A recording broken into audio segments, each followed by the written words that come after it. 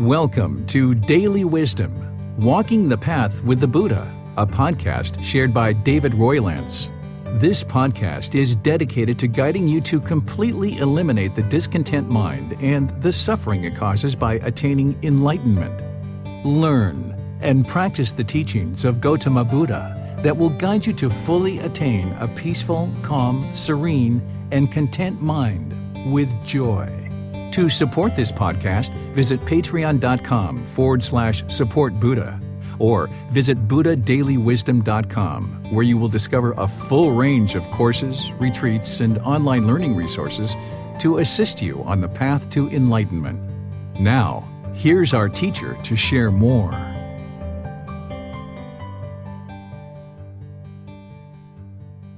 Sawadee Kap. Hello and welcome to Daily Wisdom, Walking the Path with the Buddha.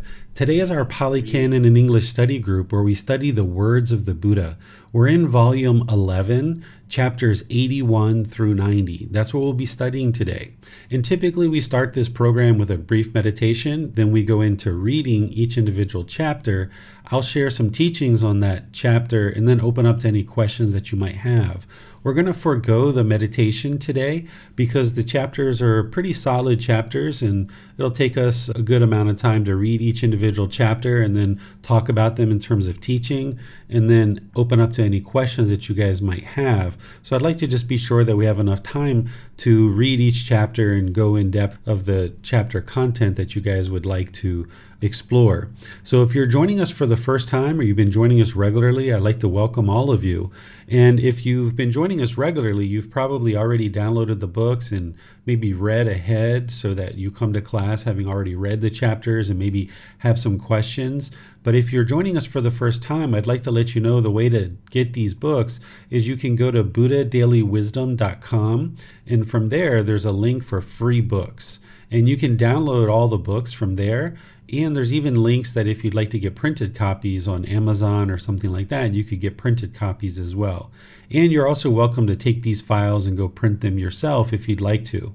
So I'd like to welcome all of you and just turn things over to the moderators and all of you students in order to have us guided through the reading so that there's somebody reading each chapter. Then I'll be able to teach you anything that I'd like to highlight in that particular chapter, and then open up to any questions that you guys have on each chapter.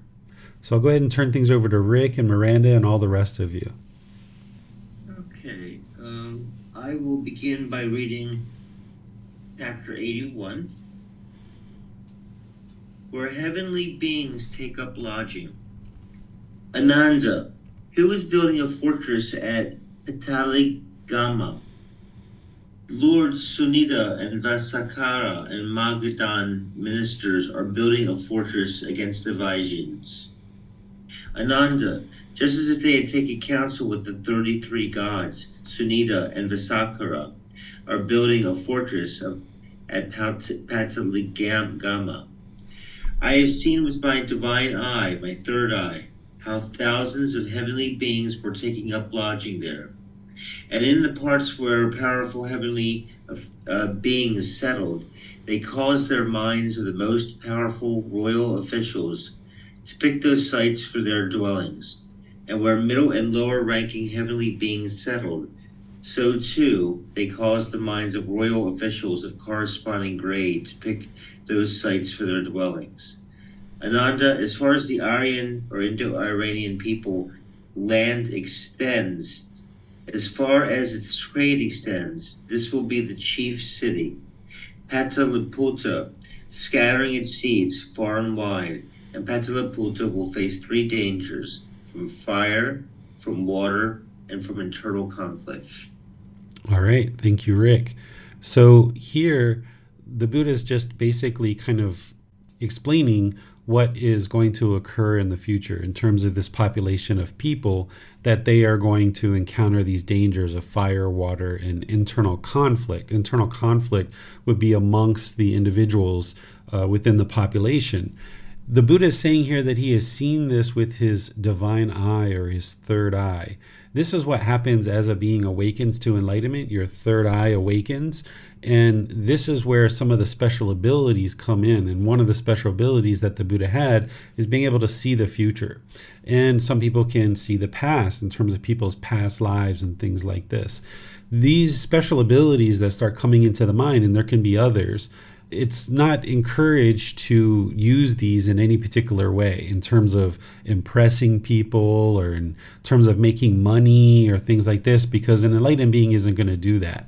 The third eye, or the divine eye, opens long before the mind actually gets to enlightenment. So as this third eye is opening, you can have this kind of rush or bombardment of lots of wisdom that's coming into the mind, kind of, almost like somebody opened the floodgates, and there can be all this wisdom that starts coming into the mind. And then as that kind of settles down, this usually happens in the jhanas where the third eye is opening.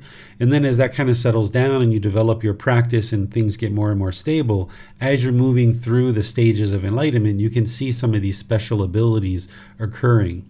But as you'll see in the next book that we end up going into, volume 12, the Buddha discouraged the kind of showing off or even the holding on to these special abilities. He talks about how he has experienced these special abilities, but he doesn't cling to them. He doesn't hold on to them. His real goal is liberation and getting to enlightenment. So you might see these special abilities coming into the mind as you're making your way through the jhanas, the first stage of enlightenment, and so forth.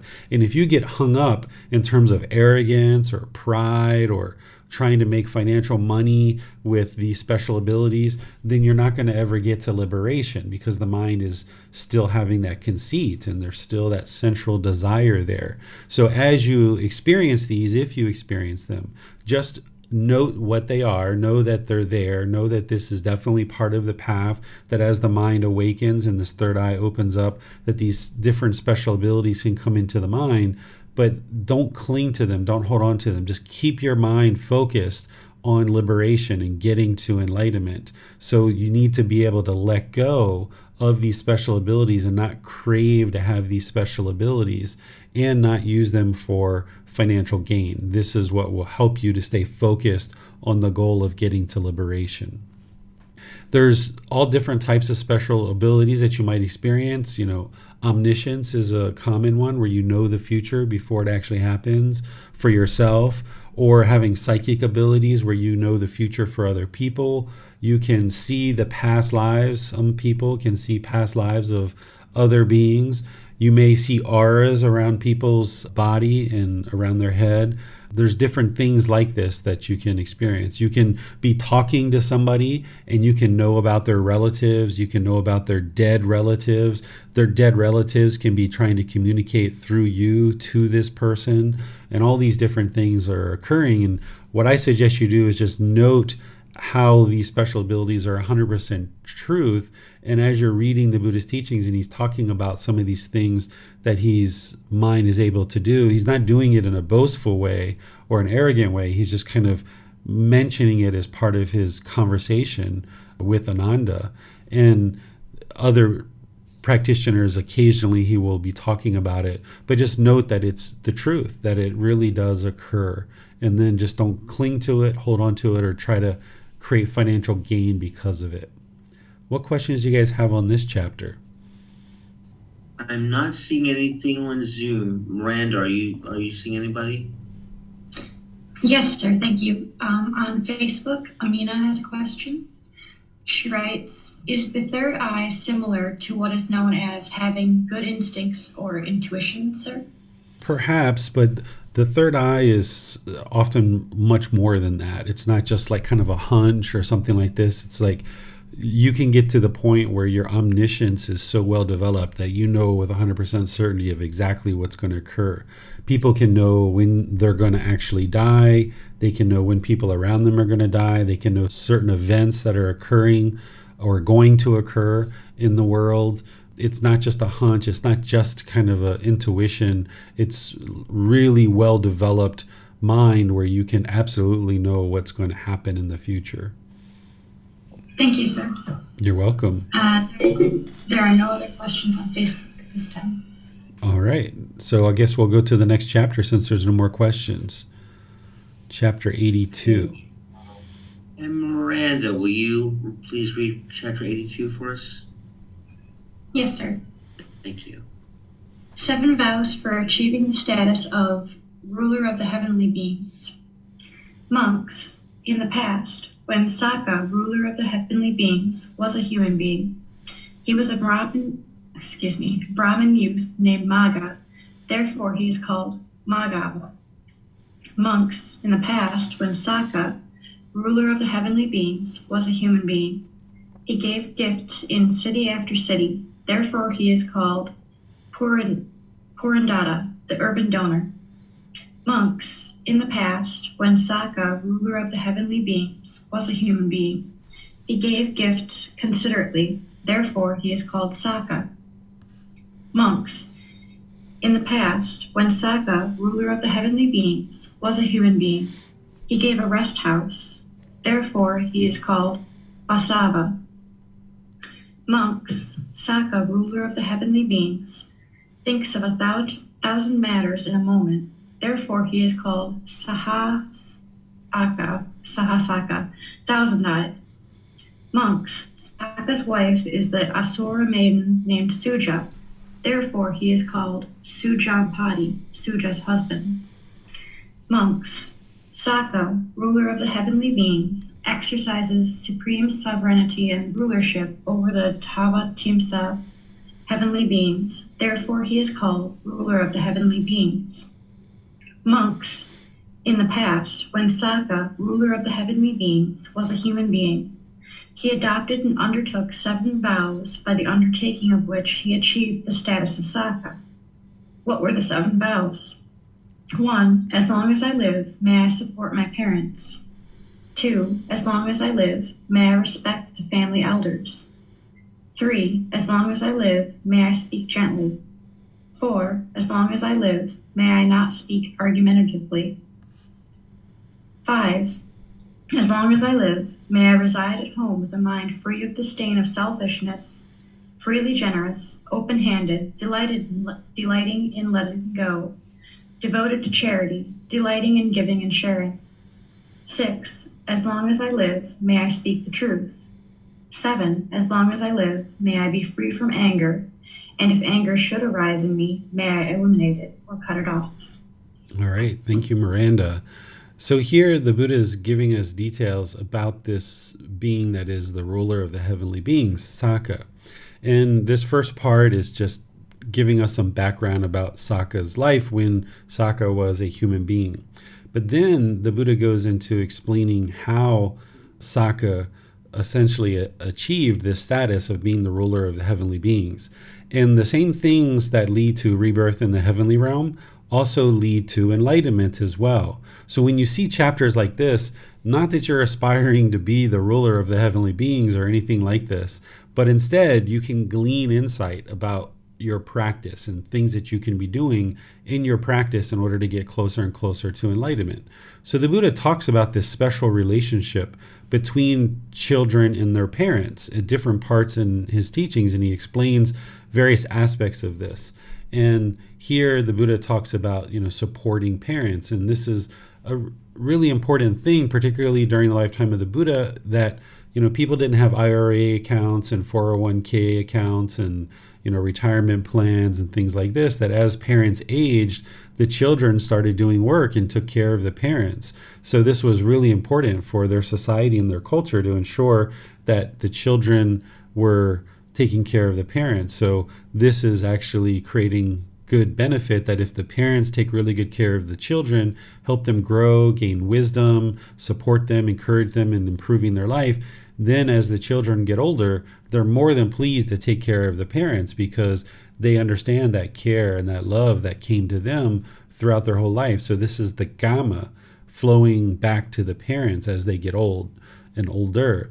So nowadays, depending on what culture you're in, the relationship between children and parents can sometimes be strained. It's not the way it was during the lifetime of the Buddha, at least not in all countries.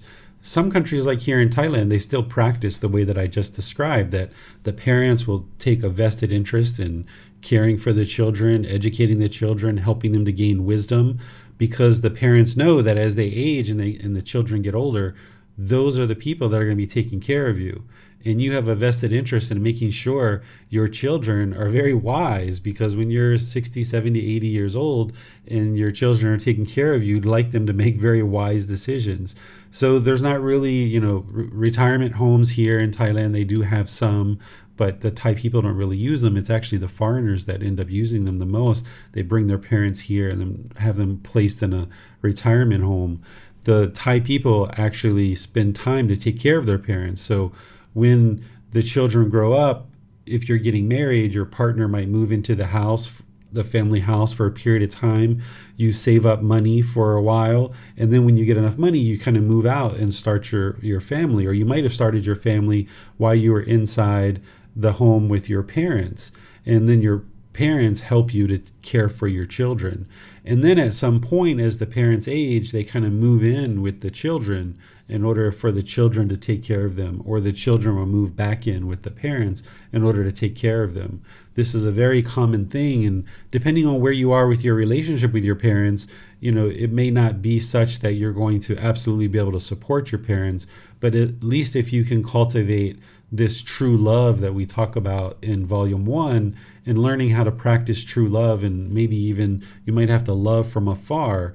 But if you and or your parents are able to clear out your relationship, or if you do have a healthy relationship, perhaps you can support them. And remember, supporting them doesn't necessarily mean, giving them money all the time. The Buddha talks about this in his teachings about how if we carried our mother on one shoulder and our father on the other shoulder, we massaged them and bathed them and gave them all these riches and all this land, that we still haven't done enough for our parents. So just giving our parents material possessions or rubbing their bodies isn't 100% what we need to be doing in order to take care of our parents. Instead, he talks about when our parents are lacking confidence, when they're lacking virtuous behavior, when they're lacking in generosity, and when they're lacking in wisdom, that then we can help them to cultivate those things: confidence, virtuous behavior or moral conduct, generosity, and wisdom. And this is ultimately what's going to help them get to enlightenment. And there's humble ways to be able to do this.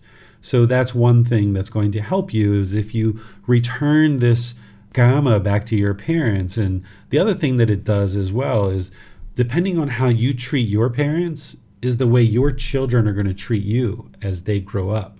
So you're teaching your child through your actions all the time. So if you badmouth your parents, if you have a turbulent relationship with your parents, if you're really aggressive with your parents, if you don't take care of your parents, your children are learning this from you. And this is going to strain your relationship, and it's very likely that your children will treat you and have that same type of relationship that you have with your parents. They'll have that same type of relationship with you.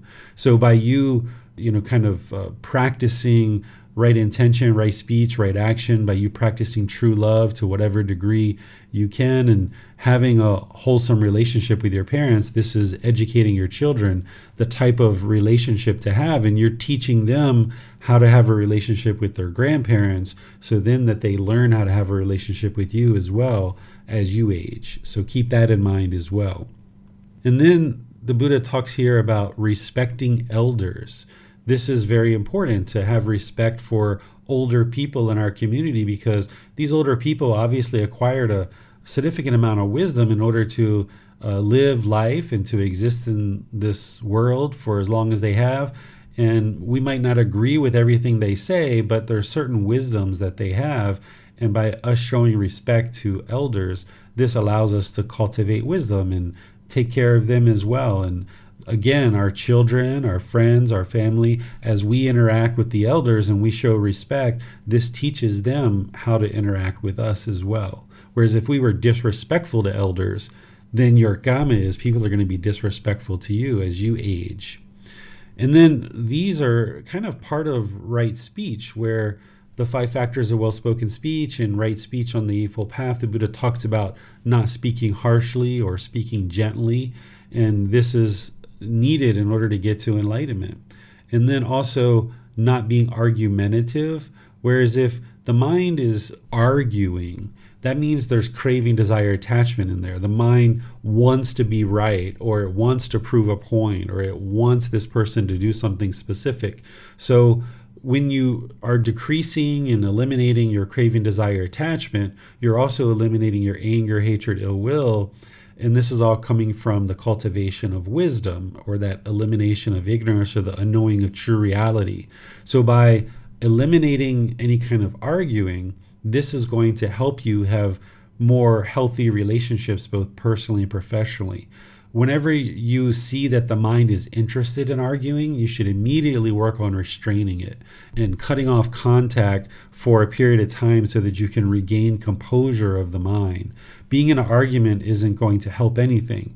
And if other people are choosing to argue, you don't need to choose to argue back. The way that I think about it is it's like a rubber ball. If you were in a room, like a concrete room, and that person took a rubber ball and they threw it and it started bouncing around the room and it lost its energy, and then you picked it up and then you threw the rubber ball, it's bouncing around the room, and then they pick up the rubber ball and they bounce it. So if there's just arguing back and forth, this rubber ball is going to keep bouncing all around the room.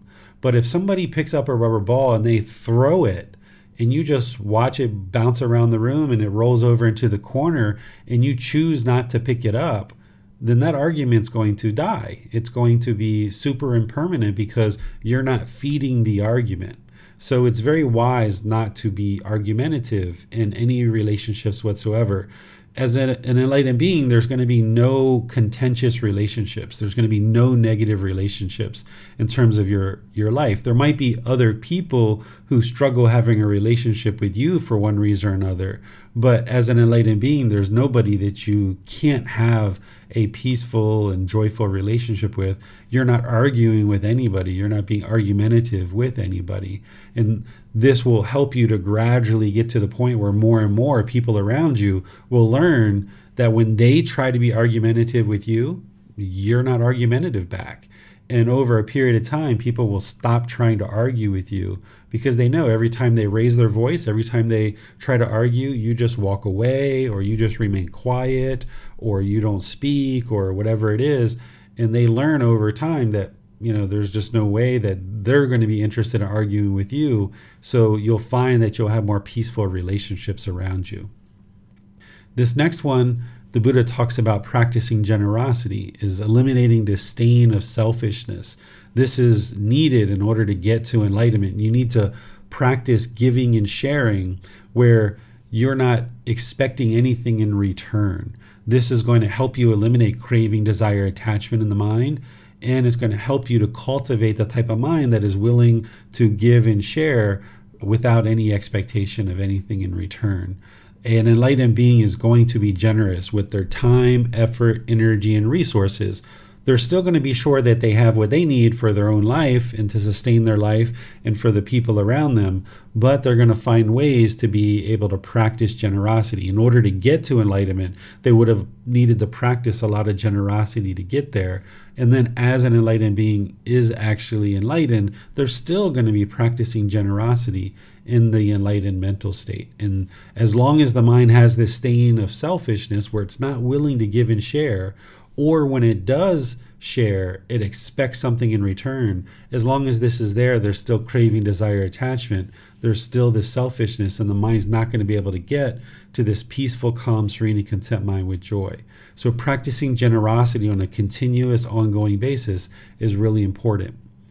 And then as part of right speech, the Buddha teaches to tell the truth, be a truth speaker, one to be relied on, dependable, trustworthy, not a deceiver of the world. This helps you to become more influential. It helps your mind to become more peaceful and more calm. If you're telling some people one thing and you're telling another group of people another thing, if there's a lie, then you have to constantly figure out what you told one group and what you told another group, and your mind can't be peaceful, calm, serene, and content with joy because it's overburdened trying to figure out what you told one group of people versus another group of people.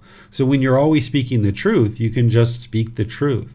And speaking the truth, yes, it means not telling a deliberate lie, but it also means whatever you speak, be sure it is the truth. Sometimes when we're in a hurry, or sometimes if there's arrogance and ego in the mind, we're trying to sound so intelligent, we might just be repeating something that somebody else told us. We didn't necessarily investigate it ourselves.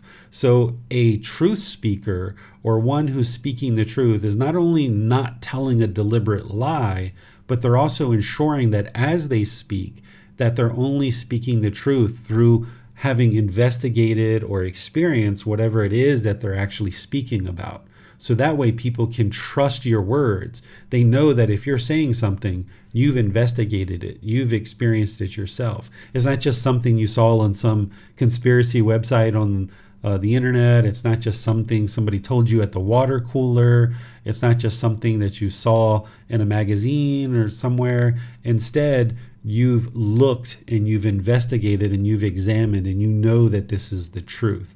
And then once again, that really helps you not only be a truth speaker and one to be relied on and dependable, but it helps you to cultivate wisdom. Whereas if you hear things at the water cooler, or you just see something on the internet and you don't investigate it in order for you to know the truth, you're just repeating information that isn't necessarily the truth. It's false information. So by you digging into things before you choose to repeat them, then that helps you to cultivate wisdom. And if you get the arrogance and the ego and the conceit out of the way, and you're not just speaking in order to look great in front of other people, then when you speak, you're speaking purposefully. You're speaking with benefit. You're not just speaking with idle chatter, but you're sharing things that are really meaningful and important and beneficial and purposeful. And you're speaking the truth at each time. And it's coming from this wisdom that you cultivated through investigation and experience. And then this last one that the Buddha is talking about here, which is very wise and is needed, it sounds, to get to be this being that is the ruler of heavenly beings, but it's also needed in order to get to enlightenment as well, which is anytime anger arises, to cut it off and let it go. So with mindfulness, or right mindfulness, you can be aware of any anger that's arising, and you can catch it as a bodily sensation. That would be ideal, or with the feelings in the mind, or the condition of the mind, or else it's going to feed this mental object. These are the 4 foundations of mindfulness.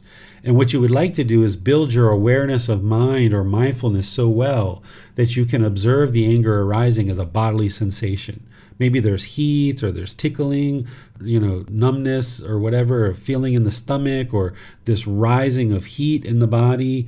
When you start feeling those bodily sensations, it's important to observe them and then cut them off. Don't let those anger feelings come into the mind, because once they come into the mind, it's now polluting the mind, and now your intentions, your speech, and your actions are going to come from the anger. So you would like to ensure that you protect the mind. And the way that you protect the mind is you catch it as a bodily sensation and then cut it off and let it go there. And when you do that enough, eventually you'll get to the point where you've eliminated all the craving, desire, attachments, and anger will never arise in the mind. That's what the Buddha is saying here is, may I be free from anger. Because if you have anger arise in you and you eliminate it and cut it off and cut it off and cut it off, more and more you're training the mind to never allow it to actually arise anger in the mind. But of course, that's the gradual training, the gradual practice, which leads to gradual progress. And this is where you'll see the mind will move more and more into that enlightened state. And you won't spend time being argumentative and angry and hostile and bitter with people. You're not causing this harm through your intentions, your speech, and your actions. You can have a peaceful life because you've cultivated your mind and developed it such that this anger isn't arising. What questions do you guys have on this chapter? On YouTube, Sajini asks, but if nothing is fixed or permanent, how can hunches work? How are beings still able to see the future? How can what work? Hunches. Oh, okay. So this omniscience, I'm going to call it omniscience, not just a hunch or intuition, but omniscience, where the mind actually knows what is happening in the future. So it's still cause and effect, or action and result. One thing leads to another, leads to another, leads to another. And those things are all happening in the world all the time. But as the mind awakens, some people can get to the point where they have omniscience and they know what is going to occur in the future. It's not that they're willing that to occur, but the mind is aware of a certain time frame or a certain point in time, and then they can know that that's going to occur. And then as you see those things occurring more and more, you know that you have this omniscience in the mind. And this is something that you can experience. So you can get to a point, I don't know, you may have already had this, where you know somebody's going to call you before they call you. Or like the phone rings and you don't look at the caller ID, but you know who it is before you even pick up the phone. This is omniscience. Or you know that somebody's going to have a car accident, and then 3 days from now they're going to have a car accident.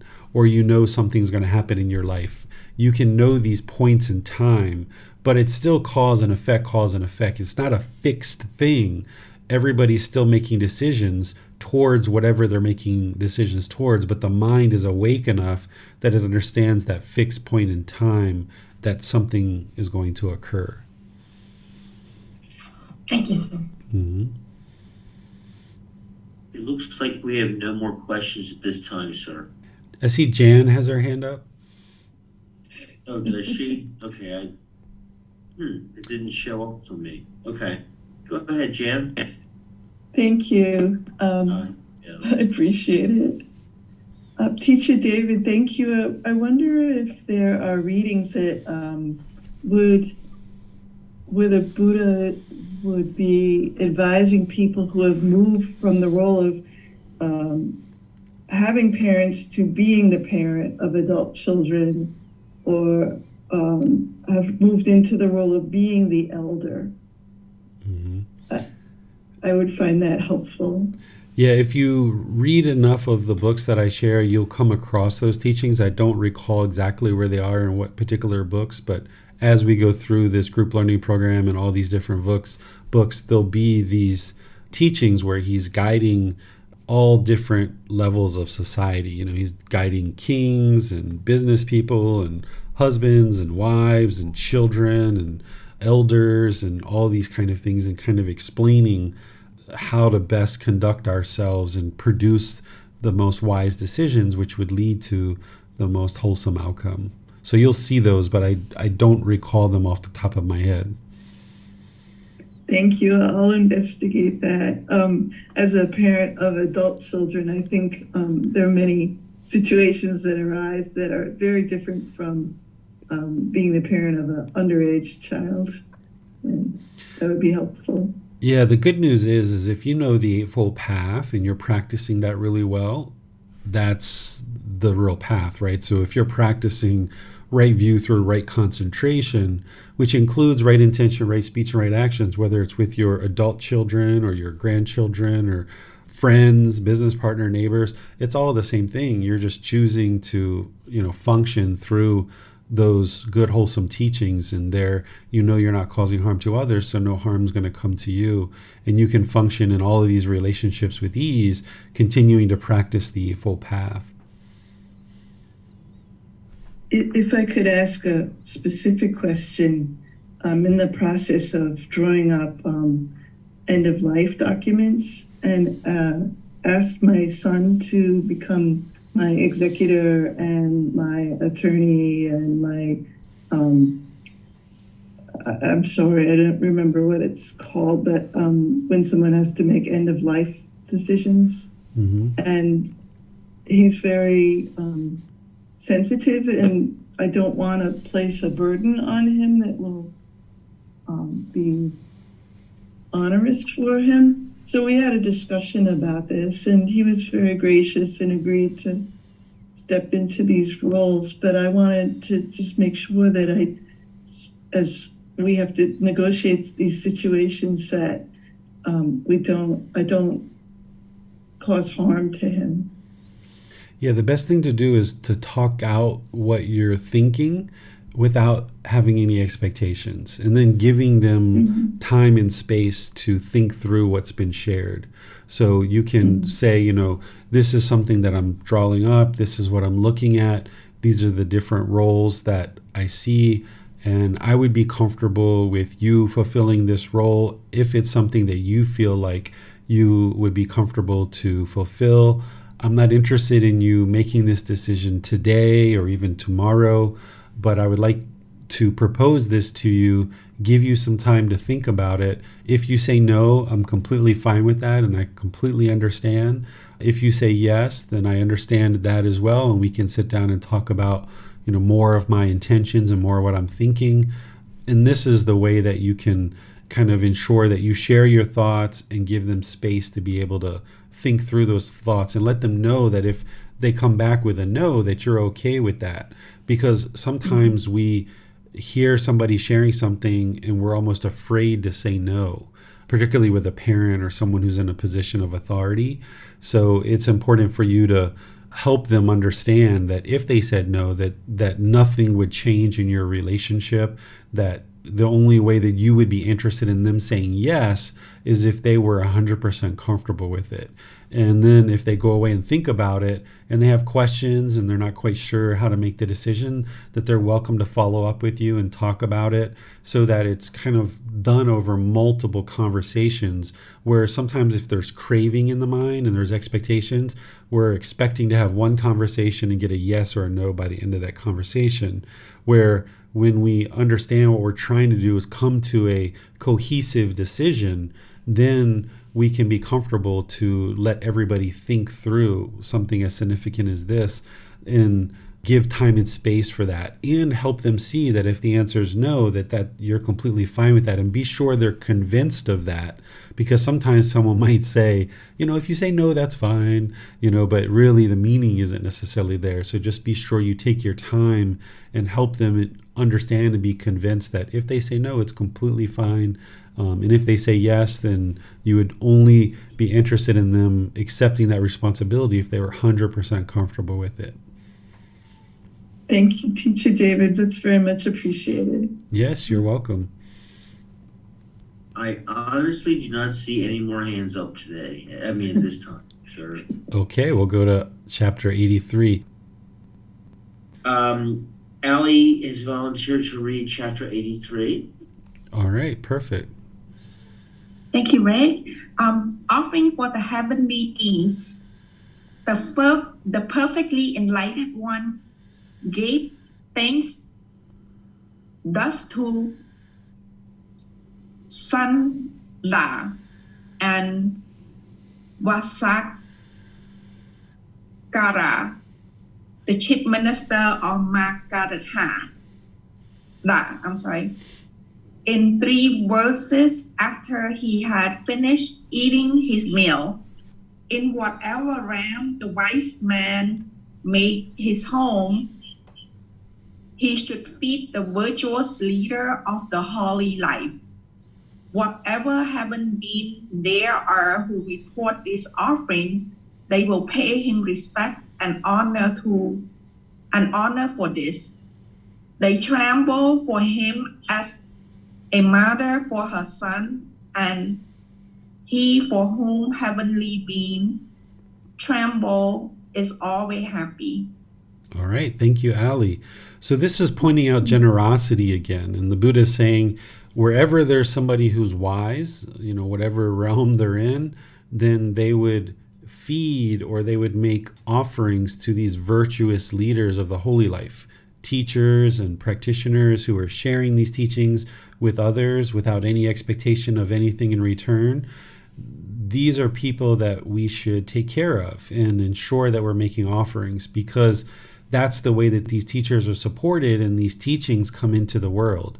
If we enjoy teachers who share teachings without any expectation of anything in return, not having a price for their teachings and their books and things like this, if we enjoy that in society, then we need to take the responsibility to support them. And this is going to help you in your practice to eliminate craving, desire, attachment, but it's also going to help bring these teachings into the world in a way that you can learn them and other people can learn them, because the more and more people that are practicing these teachings, it gets easier and easier for people to attain enlightenment because there's lots of role models around for people to be able to observe the teachings and how to actually practice them.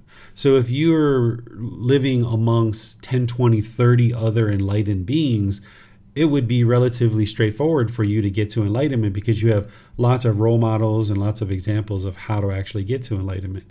But if we're living by ourselves and we don't have these beings around us, or we're not interacting with a person who is enlightened and learning from a person who is enlightened, then it would be very difficult for us to get to enlightenment. So the Buddha is saying it's very wise for you to support people who are sharing these teachings that are explaining this holy life or this path to enlightenment. And then the Buddha is saying, okay, when these offerings are made, people will show respect and honor to this person who's making the offerings. That person is not only wise, but they're very well respected and honored because they're helping to support these teachings come into the world. And then the Buddha is saying that, we should think about these people who are sharing these offerings like a mother and a son, and think of them in the same way. This is where he says, they tremble for him as a mother for her son, and he for whom heavenly beings tremble is always happy. So he's essentially saying, kind of have respect and admiration for people who are making offerings in order to support these teachings coming into the world and being able to be accessible to a large population of people. What questions do you guys have on this chapter? Okay, I don't see anything on Zoom at this time. How about you, Miranda? There are no questions at this time on YouTube or Facebook, sir. All right, so we'll go to chapter 84. The supreme honor and respect. Ananda, prepare me a bed between these twin sal trees, with my head to its north. I am tired and want to lie down. Ananda, these sal trees have burst forth into an abundance of untimely blossoms which fell upon the Tathagata's body, sprinkling it and covering it in homage or respect.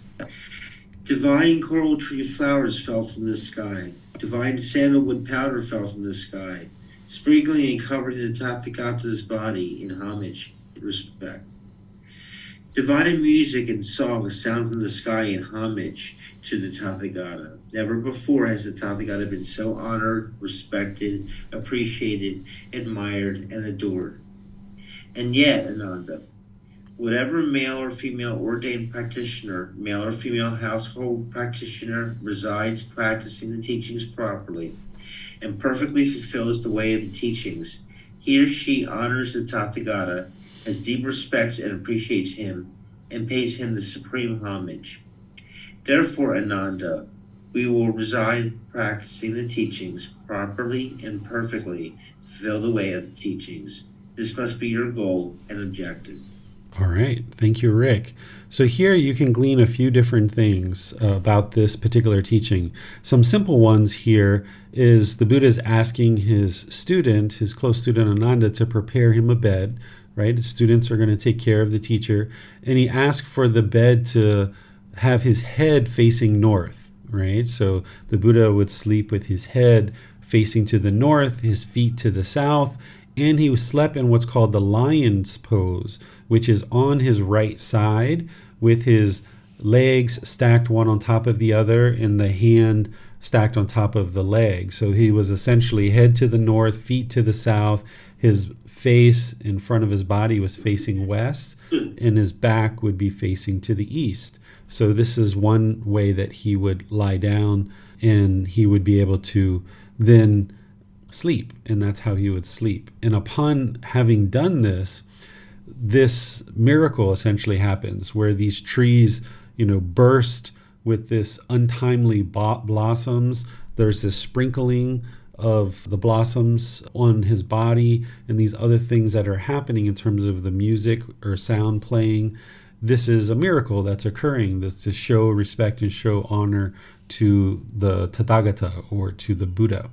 And then the Buddha uses this as an opportunity to teach his student, right? So this is a Buddha who doesn't have arrogance, who doesn't have ego, right?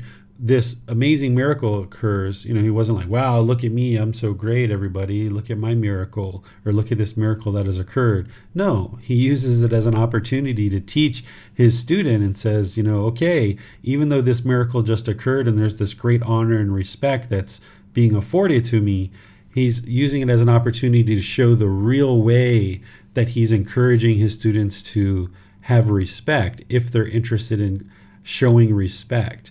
He's saying if a male or female ordained practitioner or household practitioner would like to respect him and show appreciation, then what they would do is they would practice the teachings properly. So by learning, reflecting, and practicing the teachings, this is what the Buddha is saying. This is the way to truly respect me if you would like to respect me. He's not requiring somebody to respect him. He's not forcing anyone to respect him. But he's saying, okay, there's this great miracle that just occurred, but really the true way to respect me, if you're interested in doing that, is by practicing the teachings. Right? That's the best way to honor a teacher, is by learning, reflecting, and practicing their teachings, taking those teachings seriously and practicing them. This ensures that you're getting to enlightenment.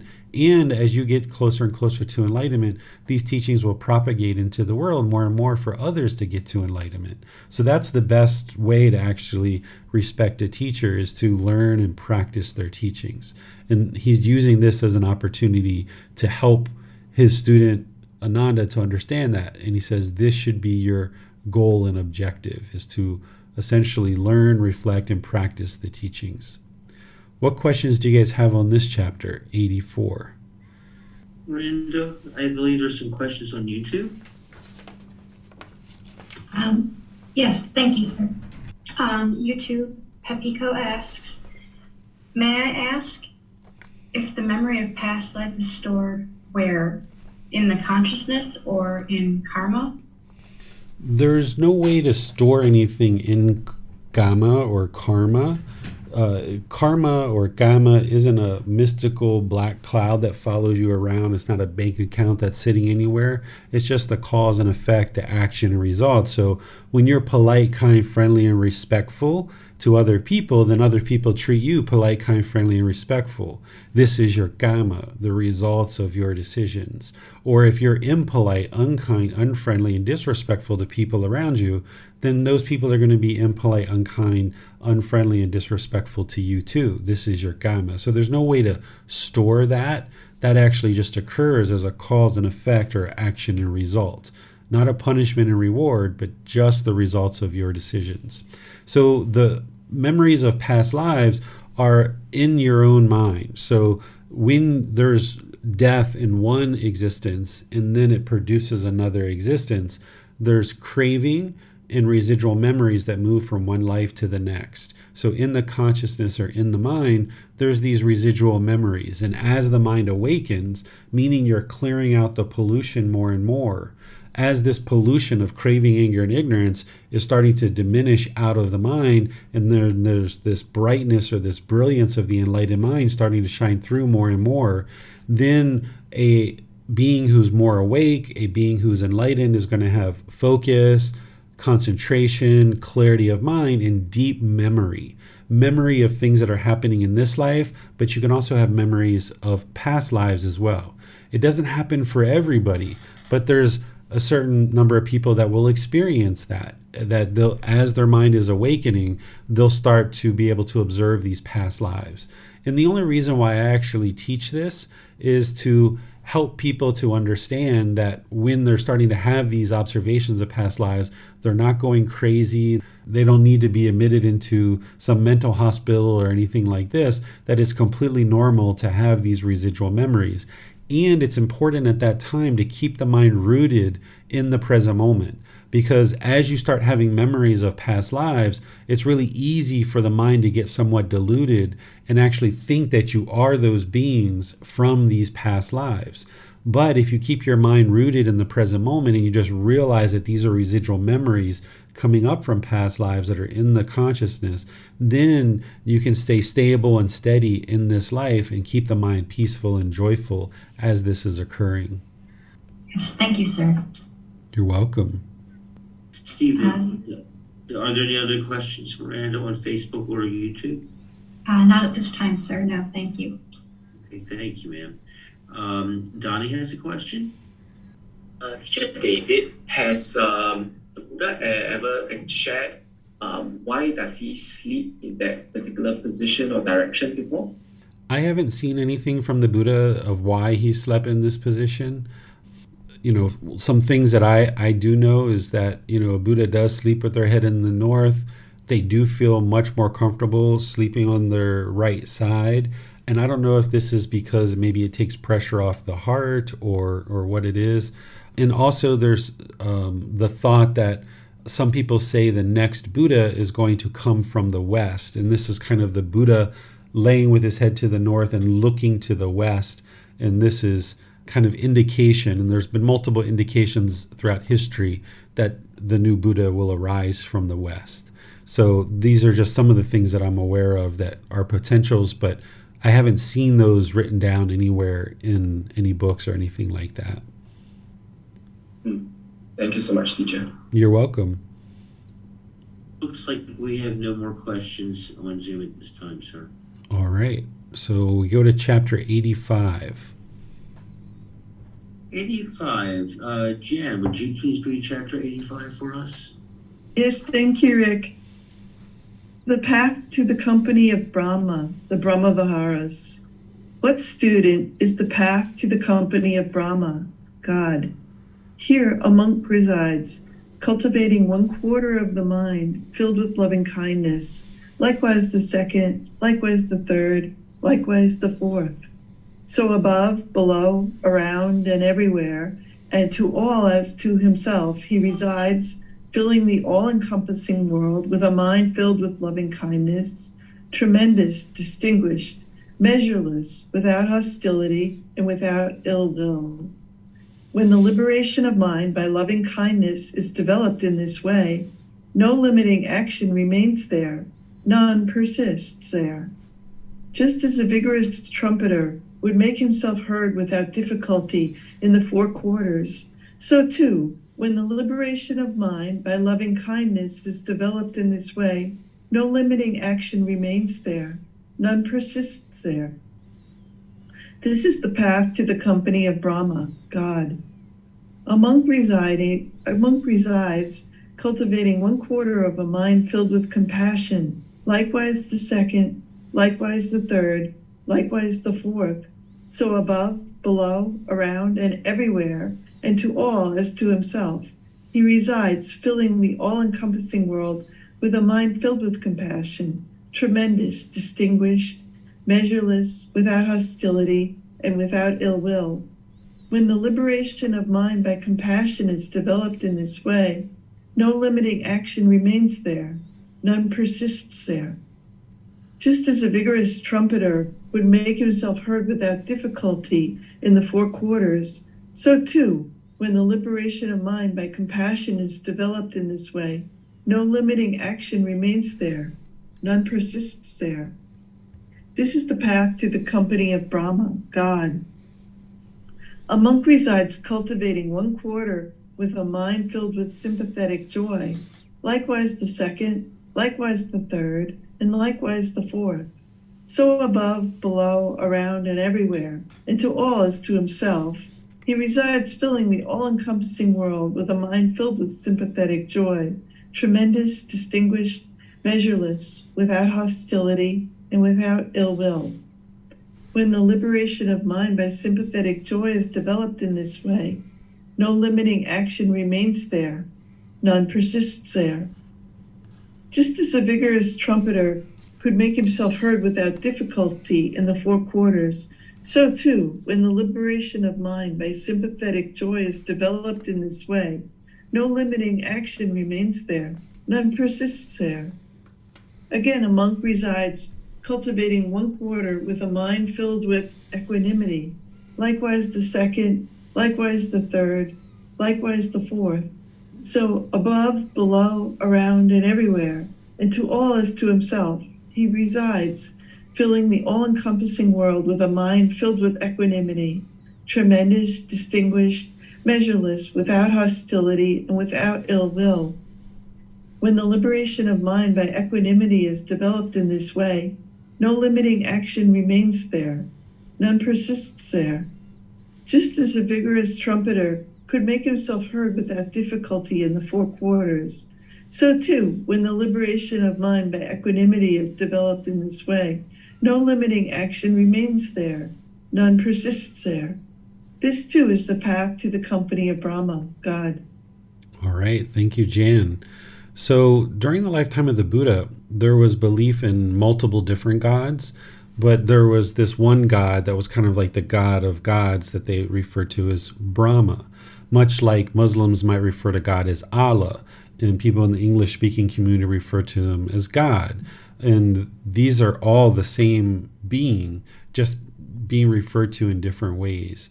So here the Buddha is referring to Brahma, and I've put in parentheses here God, because that's what they thought of God. That's how they referred to God, as Brahma. Just like I mentioned, like Muslims refer to God as Allah. It's the same being, just being described in each individual culture and using different language. During this lifetime, it was Brahmin priests who were guiding people in order to learn and understand how to have a relationship with God.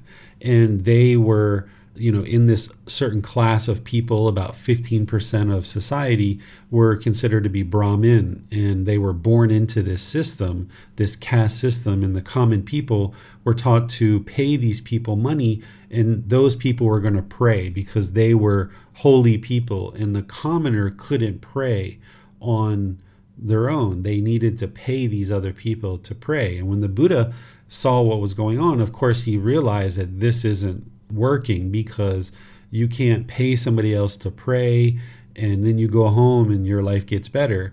And also at the same time, he didn't teach to pray as a way to acquire any kind of peacefulness or material objects or anything like this, that he understood it was cause and effect, or action and result, this natural law of Gama that was going to determine the results that we experience in our life. We can't pray to Brahma or Allah or to God and ask for something, and then that being is like a genie in a bottle and boom, we get what we want. This doesn't work. You can test it, and you probably have tested it many, many times, but people still believe that this is actually going to occur. But it doesn't occur because this isn't the way things happen in the world. The true reality of it is that nothing happens in your life unless you make a decision. There's some action that you have or some cause, and it leads to some result or some effect. But here, as the Brahmin were teaching, and the Buddha kind of cast this into his teachings, is they were also teaching what was called the Brahma Viharas. And this is, the word Vihara means like an abode or a dwelling. So what this is teaching is, how do you get closer to God? That's essentially what this is teaching. And the Buddha didn't teach people to necessarily get close to God. He didn't make God as a central focus of his teachings, but he understood that these Brahma Viharas, or these four healthy mental states, are highly important for an enlightened being. An enlightened being needs to develop and cultivate and practice loving kindness, compassion, sympathetic joy, and equanimity. Without these four healthy mental states, you wouldn't be able to get to enlightenment. And people during the lifetime of the Buddha were learning these and practicing these as a way of getting closer to God. And the Buddha explained it as a way of training the mind and eradicating pollution. So here in this chapter, in the explanation that I have, I'm sharing here to help you understand how these four mental states are actually helping you and what they're actually doing and what they actually are. So I teach this as part of the group learning program, and you can see this as part of the teachings here in this chapter, that I explain what the Brahma Viharas are, each individual one of them, and even helping you understand the Pali word as well. And then I also explain what they antidote, or what they remedy, because there's certain unwholesome qualities or pollutions in the mind that is hindering it from getting to enlightenment. And then there's these solutions, or these remedies, that are transforming the mind. So for example, loving kindness is the remedy for anger, hatred, ill will, hostility, aggression, harsh intention, speech, and actions. That's what's going to transform your anger, hatred, and ill will, in this bitterness and hostility towards others. when you cultivate in the mind loving kindness and then you practice it in daily life, this is what's going to transform that.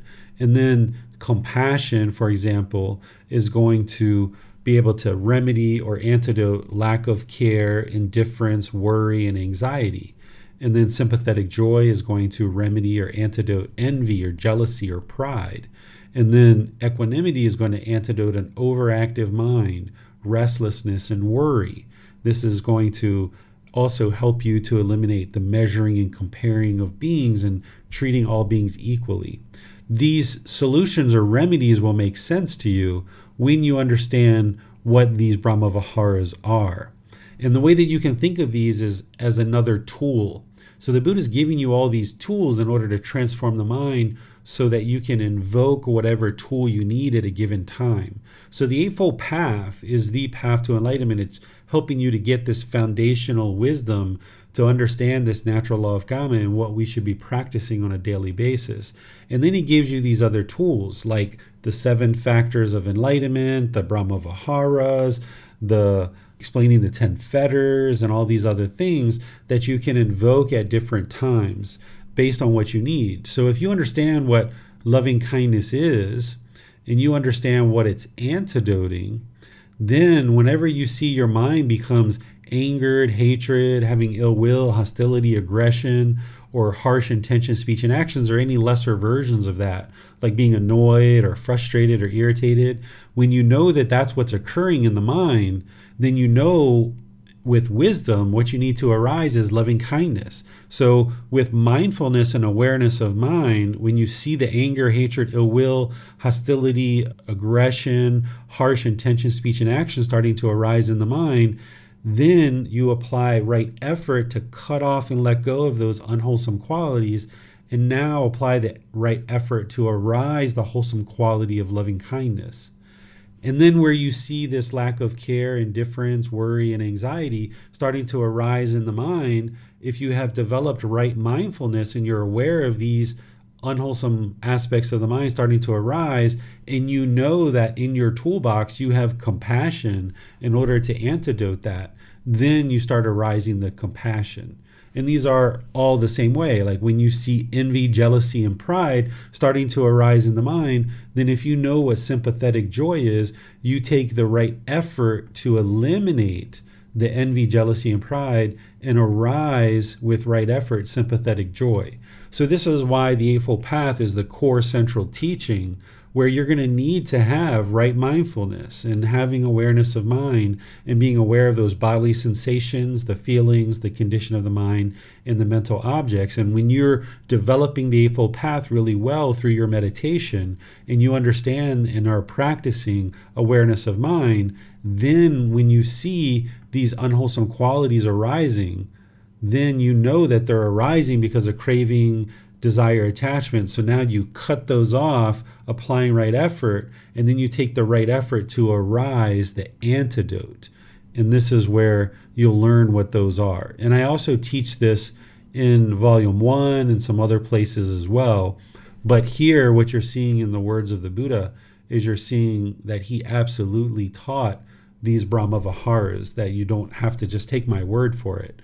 In Volume 1, I share these 4 healthy mental states. And now here you can see in the words of the Buddha that he's explaining to fully cultivate this in the mind. Not just a quarter, not just a half, not just 3/4, but the entire mind needs to be enveloped and have this immeasurable or measureless loving kindness, compassion, sympathetic joy, and equanimity, like overflowing and permeating the mind with these 4 healthy mental states.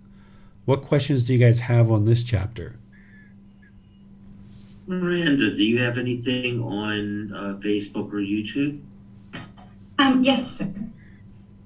Since we are talking about the Brahmaviharas, the healthy mental states, Papiko asks, is Nibbana just a state of the mind? Is there any difference with Parinibbana? Why is it said that Parinibbana is a one-way ticket? Okay, so let's talk about these. So there's Nibbana or enlightenment, and then there's Parinibbana or final enlightenment. These are 2 separate things. What enlightenment is where you have in this life You've trained the mind to eliminate craving, anger, and ignorance, the 3 poisons or 3 unwholesome roots. These drill down deeper into more detail, called the 10 fetters. When you eliminate all 10 fetters from the mind, all 10 pollutions are eradicated from the mind is enlightened. So now this person is experiencing nibbana, or they're experiencing enlightenment. They'll experience a peaceful, calm, serene, and content mind with joy for the rest of their life. They will have cultivated these healthy mental states of loving kindness, compassion, sympathetic joy, and equanimity in order to get to enlightenment. That's one aspect of it. But the enlightened mental state itself is just a permanent mental state that is peaceful, calm, serene, and content with joy. And they will have various qualities in the mind, including loving kindness, compassion, sympathetic joy, and equanimity, among other wholesome qualities. Now, for the rest of their life, they're experiencing this peaceful, calm, serene, and content mind with joy. They're still living life. They're still a human being. They're still making decisions. They're still going to work. They're still washing dishes. They're still driving their car. They're still spending time with their children. They're still, doing whatever it is that they would like to do in life. But they're just doing it with a completely stable, steady, content, peaceful, and joyful mind. They're no longer having their mind shaken up with discontentedness because they've eliminated the conditions that are causing this discontentedness. So whether they have 5 more years, they have 20 more years, they have 30 or 50 more years left in their life, they're going to experience that mental state all the way through. Now, at the time of death, the physical body dies and the mind separates from the physical body. This is what we call paranibbana, or final enlightenment. And the reason why we call it final enlightenment is because once a being attains enlightenment in this life, you can experience this peaceful, calm, serene, and content mind with joy, where the mind will not be shaken up. You won't experience any mental pain whatsoever. But an enlightened being still living in this life, you can experience physical pain. It's not the same intensity. It's not the mental anguish. There's no mental pain as part of that physical pain. But you'll still experience physical pain, and you need that, because if you are standing too close to a fire as an enlightened being, you need to have that physical sensation of the heat and a little bit of pain to tell the mind, hey, move away from the fire. So we need that. But the difference is the enlightened being is not going to become discontent or angry or frustrated as a result of that. There's not going to be the mental anguish. So an enlightened being can transcend any kind of mental anguish or mental pain in this life, but they're still going to experience a small degree of physical pain, but the mind just isn't going to relate to it the same way. So by the time this being that is enlightened dies and their body and their mind separate, we call it final enlightenment, because at that point, the mind can no longer experience physical pain ever again. So that's something that you can't eliminate as long as there's existence. You can eliminate the mental anguish and the mental pain, but you can't eliminate that bit of physical pain. You'll hit your hand or your thumb with a hammer. As an unenlightened being, you might cuss, you might be upset, you might throw the hammer around, you might, knock over, some bricks or something, and, in your discontentedness, and you just get really angry and frustrated. Okay, that's because there's mental anguish and there's also this physical pain as well. An enlightened being can still hit their thumb with a hammer. It's going to be painful, but they're going to be able to be calm and content and peaceful and joyful at that time, because they know that that physical pain is impermanent. It's just a temporary thing. And going off with all this discontentedness and cussing and yelling and knocking over things isn't going to solve anything. So the enlightened being is going to experience the physical pain, but they're not going to experience this mental anguish as part of the physical pain. But by the time they get to death and the mind and body separates, now there's no more physical pain, even that little bit of physical pain that you experience as an enlightened being when there's something happening with the physical body. You're not even going to experience that. So that's why we call it final enlightenment or paranibbana. We don't call it death. An enlightened being hasn't died. It's just that the physical body has died and the mind is separated. The Buddha calls this the breakup of the body, where the body and the mind separate. So we don't call it death because an enlightened being is no longer subject to death. they've acquired what the Buddha calls the deathless.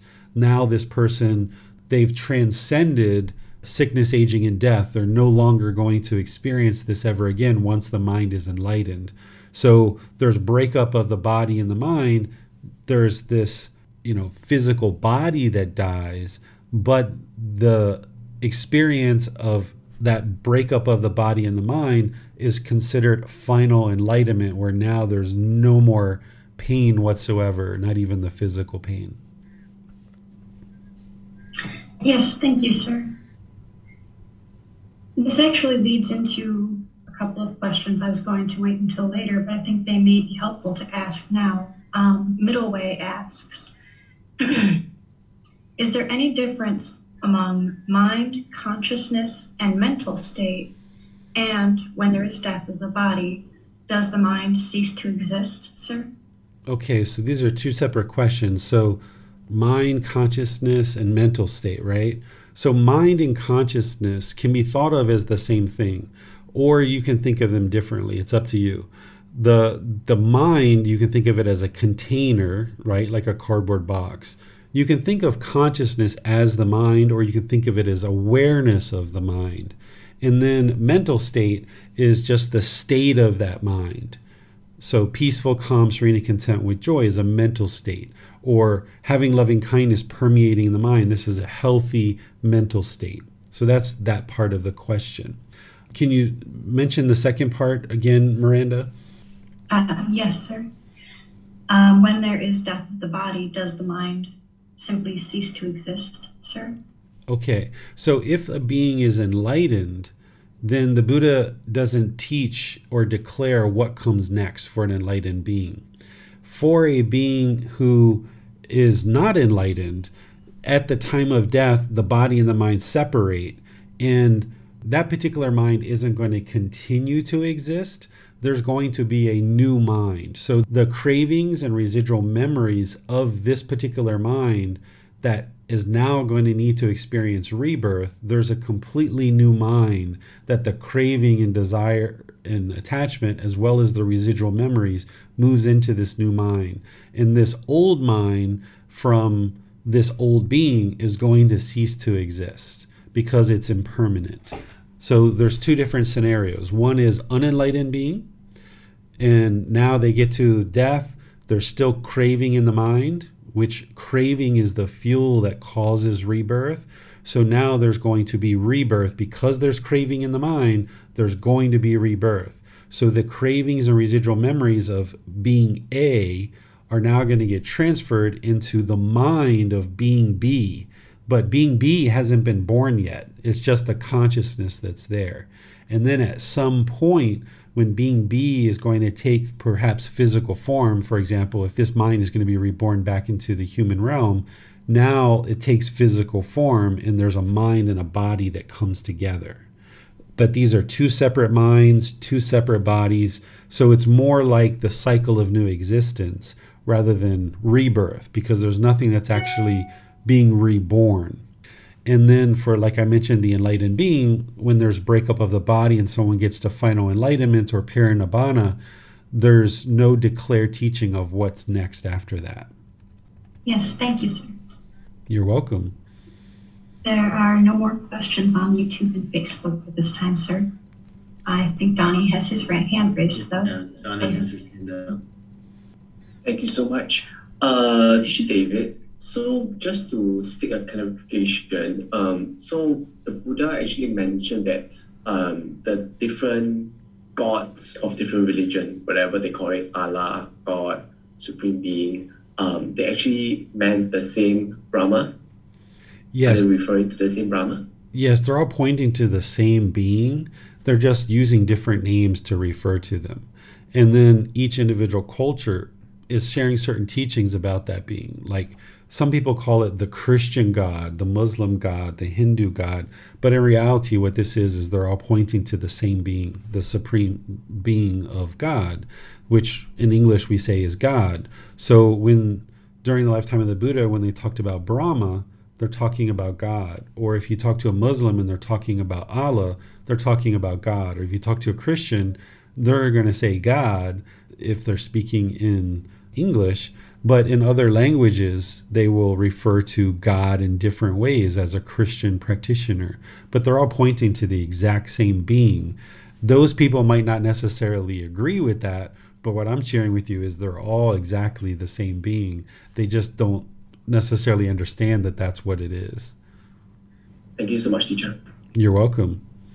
Looks like there are no other questions at this time, sir. Mm-hmm. Let me give a little bit of analogy to help Donnie with his question too. Is, this in English, we call it a mug, right? Or a cup. In another language, they call it something else. Or in another language like Thai, they call it gao, right? They call it a gao. So all of these different languages are pointing to the same object, and they're using different words, but they're pointing to the same object. It's the same thing with this being of God, is all these different cultures and all these different languages, they're using different words, but they're all pointing to the same thing. So that's one of the ways to remember this. All right, so we'll move on to the next chapter, which is chapter 86. Okay, and Allie, would you please read chapter 86 for us? Thank you, Ray. The difference between the instructed noble disciple and the uninstructed worldling. Monk, there are these four kinds of persons found existing in the world. What for? Here, monks, distant from sense desire, distant from unwholesome mental state, enter and reside in the first jhana, which is with thinking and pondering, based in seclusion, filled with excitement and joy. He enjoys it, motivates towards it, and finds satisfaction in it. If he is firm in it, focus on it, often reside in it, and has not lost it, when he dies, he is reborn in the companionship with the heavenly being of Brahma, God's company. The lifespan of the heavenly beings of Brahma, God's company, is an eon, indescribable period of time. The worldling remains there all his life, and when he has completed the entire lifespan of those heavenly beings, he goes to hell, to the animal realm, or to the realm of afflicted spirit. But the perfectly enlightened one's disciple remained there all his life, and when he completed the entire lifespan of those heavenly beings, he attained final nibbana, final enlightenment, in that very same state of existence. This is the distinction, the disparity, the difference between the instructed noble disciple and the uninstructed worldling. That is when there is future destination and rebirths. Again, some person with the subsiding of thinking and pondering by gaining inner tranquility and oneness of mind, he enter and reside in a second jhana, which is without thinking and pondering, based in concentration, filled with excitement and joy. He enjoys it, motivates towards it, and finds satisfaction in it.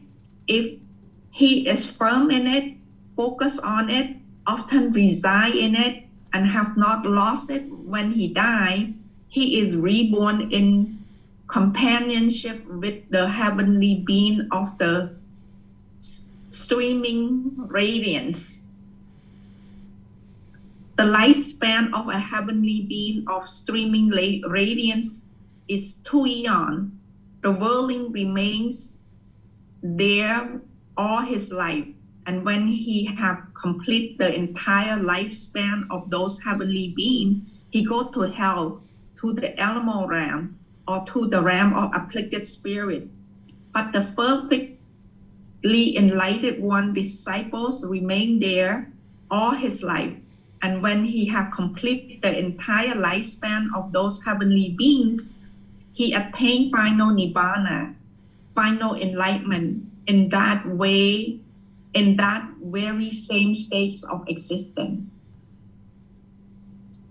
This is the distinction, the disparity, the difference between the instructed noble disciple and the uninstructed worldling. That is when there is future destination and rebirth.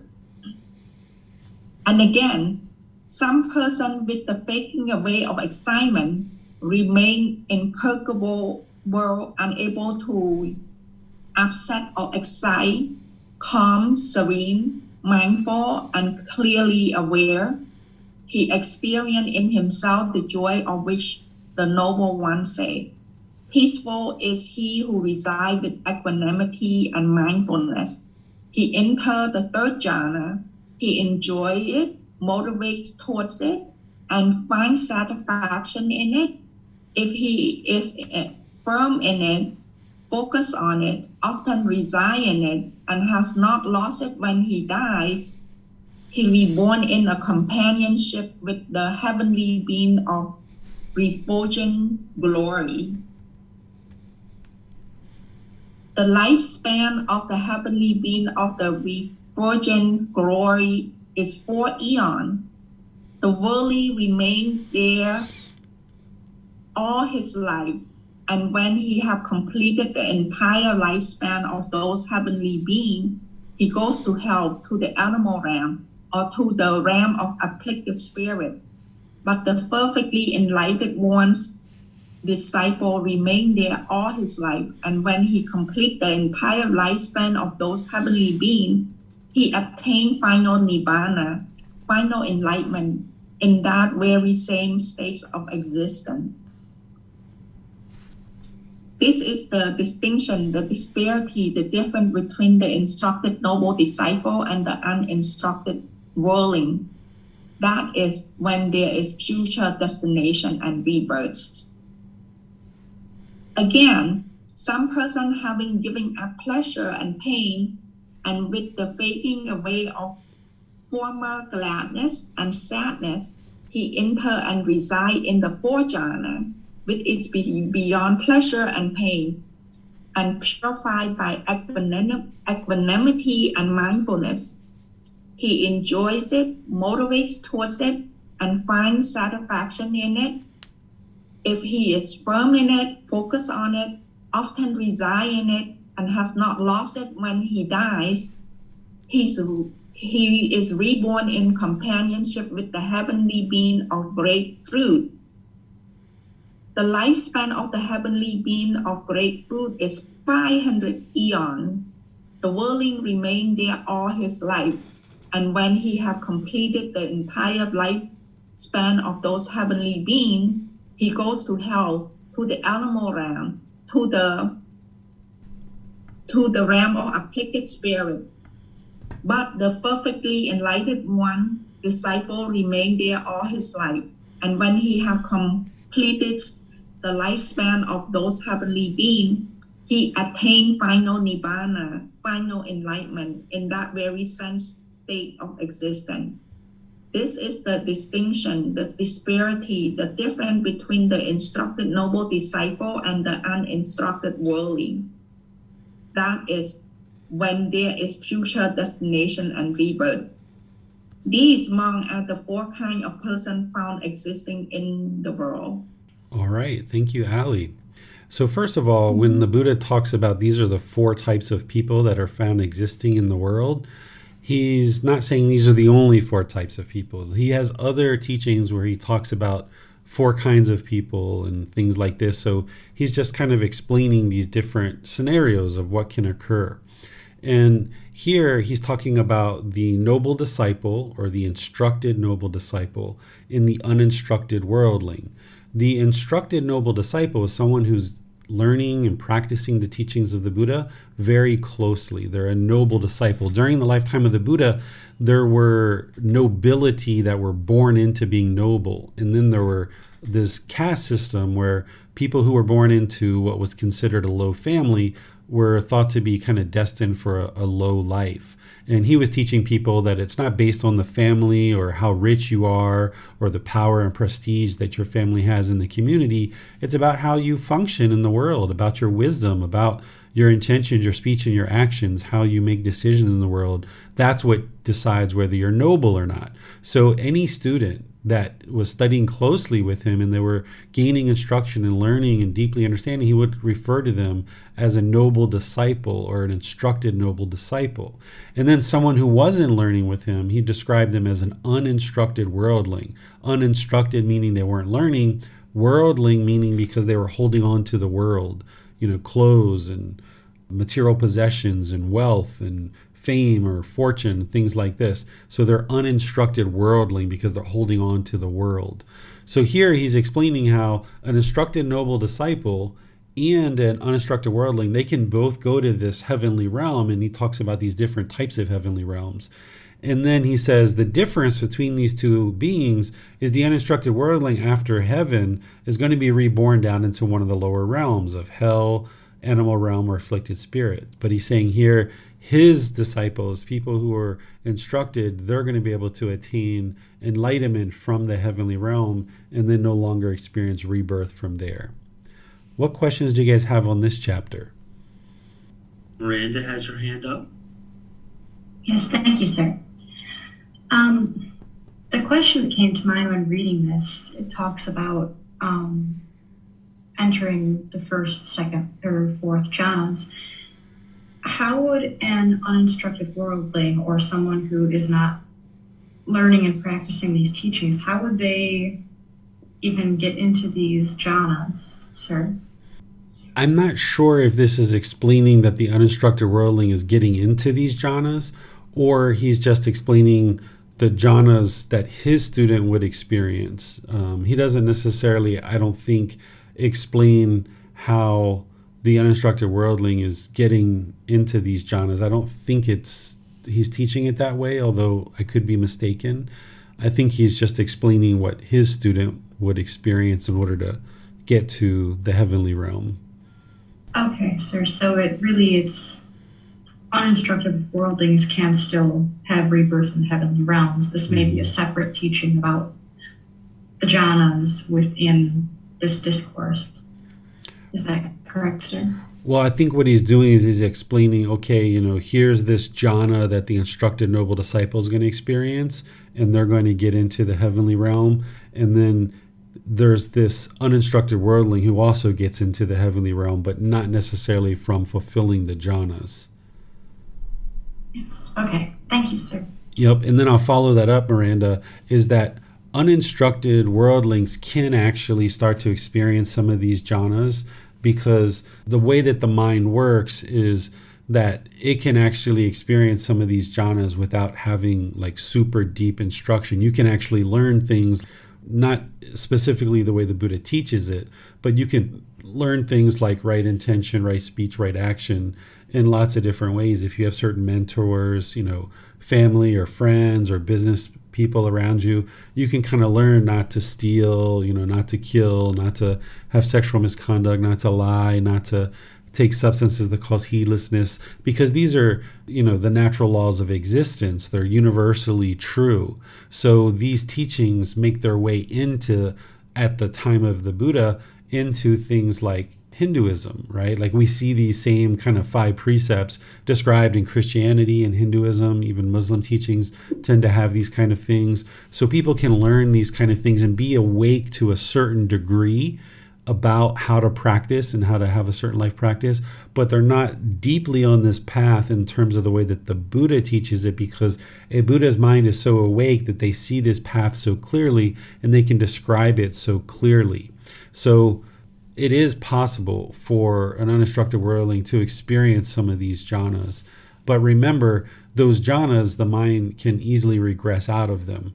And they might actually move into these jhanas, not even necessarily knowing how that occurred.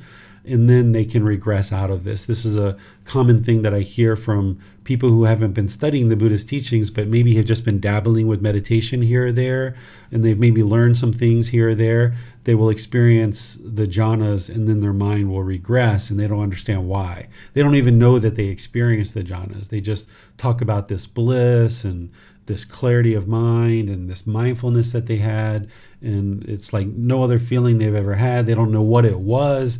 They don't know how they attained it, and they don't know why their mind no longer experiences that. So because they're uninstructed, they don't understand how to get to that first, second, third, fourth stage of enlightenment where the mind won't regress. Yes, thank you, sir. You're welcome. And then on YouTube, Pepiko has asked, is Jesus Christ also able to be grouped into this being of Brahma? I wouldn't put Jesus Christ into the being of Brahma. Jesus Christ was a different being. Probably not wise to talk too much about Jesus Christ teachings here. We can definitely have a private conversation about that if you'd like to talk more about it. But Jesus Christ isn't God. So we can talk about that privately. You're welcome to send me a message if you like, and then we can discuss it there. Okay.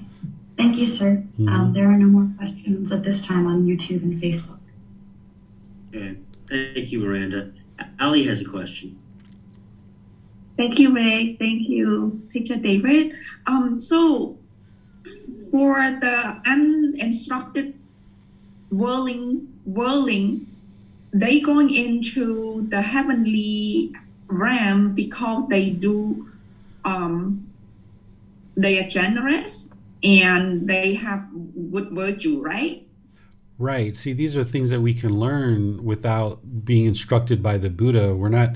If someone's an uninstructed worldling, they're not getting deep instruction. They don't deeply know the path, but they might know to practice some generosity, or what we would call the 5 precepts. They know those, perhaps not as the 5 precepts, but they kind of know this wisdom that it leads to unwholesome things, so they choose to practice those type of things. So there's things like this that you can learn, and I usually give my grandmother as a perfect example of this. She's 99 years old. She's lived this very long, wonderful life, and she's never learned the Buddhist teachings. But if you ask her, like, Grandma, is it wise to kill? Is it wise to steal? Is it wise to have sexual misconduct? Is it wise to lie? Is it wise to take substances? You're like, no.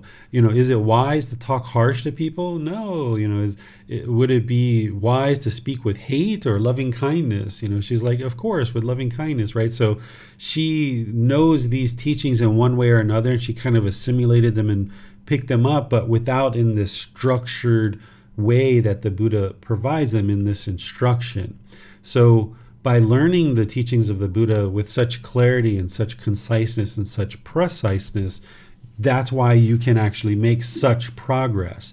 But because these are the natural laws of existence, if somebody figures out things like practicing generosity and having mindfulness and cultivating, certain qualities of mind and practicing certain things that we would call the precepts and so forth, they can figure these things out little by little. They're not going to have the depth and the clarity of what the Buddha taught as a full comprehensive path to enlightenment, but they might know like kind of little bits and pieces of it.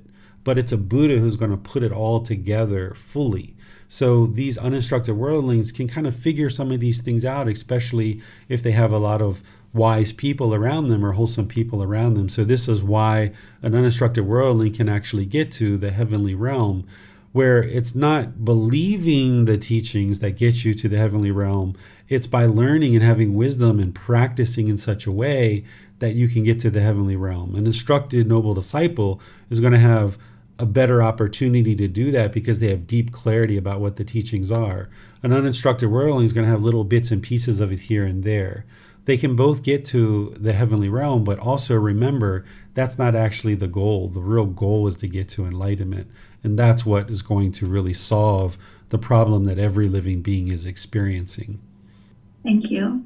You're welcome. Thank you. And I have a question regarding those that are in the heavenly realms. he says the uninstructed will eventually be reborn in a lower realm, such as a hell realm or afflicted spirits or animal realm. Why is that? Why, if somebody has gotten enough karma to get themselves into this heavenly realm, why would they drop all the way down to one of the lower realms? Because they don't have the full wisdom as an instructed noble disciple. So an instructed noble disciple, in that next rebirth in the heavenly realm, they're going to have a lot more wisdom that's going to propel them in the heavenly realm to ultimately get to enlightenment, versus an uninstructed worldling. They're going to have some little bits and pieces of wisdom that was enough to get them to the heavenly realm, but not enough to help them get to enlightenment in that next existence. So they're going to extinguish all that wholesome karma from their heavenly realm, and then they're going to drop back down into the lower realms because they didn't have the full plethora of wisdom that they needed to make the final, journey to enlightenment from that heavenly existence. Okay, thank you, Mr. David. You're welcome. There are no more questions at this time. All right, so we'll move to chapter 87. I do have a quick question follow-up. I'm sorry. Go ahead. So, regarding the unwilling people, I'm just giving an example. Like, they could be really generous, but they are still really enjoying a lot of sense pleasure. That's why it caused them to go to the afflicted spirit, going to a lower realm, right? Once a being is reborn into the heavenly realm, they're experiencing exclusively pleasant feelings, so they're oftentimes very complacent in that realm. But an instructed noble disciple who has cultivated a certain amount of wisdom in this human life and then is reborn into the heavenly realm, they're going to still have that wisdom to propel them in the heavenly realm. They're not going to be complacent like an uninstructed worldling. So that uninstructed worldling in the heavenly realm is still going to have the fetters. And yes, the central desire is one of those fetters that they would end up having. So that is going to be part of what leads to them being reborn into other realms outside of the heavenly realm. Particularly what the Buddha is explaining here is the realm of hell, animal, or afflicted spirits. Yeah, because the reason is I have seen, I know people that they are doing really well. They are very generous with others and all that, but at the same time, they are really enjoying a lot of sensual pleasure. So this would be causing them to be reborn into a lower realm. Potentially. It depends what the condition of the mind is at the time of death. This idea of a being judging us over the totality of our life and then deciding whether we go to a good place or a bad place, that's actually not what's happening. So somebody can be involved in sensual pleasures now, but as they age, they might slowly start letting those things go. So it really depends on the condition of their mind at death, not what they're doing at this exact moment. Oh, I got it. Okay. Thank you. And with that said, it doesn't mean we should delay the letting go of sensual desire and think that on our deathbed we're going to be able to let it go and have a better rebirth. Instead, it would be wise to let go of all that stuff now and get to this peaceful, calm, serene, and content mind with joy that you can experience for the rest of your life. Thank you. You're welcome. So chapter 87. Okay, Donnie, will you please read chapter 87 for us? Thank you, Rick. Rebirth of one reflecting on impermanence. Monks. There are these four kinds of persons found existing in the world. What for? Here, monks, distant from sense desires, distant from unwholesome mental states, enters and resides in the first jhana, which is with thinking and pondering, based in seclusion, filled with excitement and joy. It contemplates whatever objects there related to form, feeling, perception, volitional formation, choices or decisions, and consciousness as impermanent, as discontentedness as a disease, as a boil, as a dart, as misery, as an affliction, as alien, as disintegrating, as empty, as non-self. With the breakup of the body after death, he is reborn in companionship with the heaven beings of the pure abodes. This is a rebirth not shared with worldlings. Again, some person with the subsiding of thinking and pondering by gaining inner tranquility and openness of mind, he enters and resides in the second jhana, which is without thinking and pondering, based in concentration, filled with excitement and joy. He contemplates whatever objects there relating to form, feeling, perception, volitional formation, choices or decisions, and consciousness as impermanence, as discontentedness, as a disease, as a boil, as a dart, as misery, as an affliction, as alien, as disintegrating, as empty, as non-self. With the breakup of the body after death, he is reborn in companionship with the heavenly beings of pure abodes. This is a rebirth not shared with worldlings.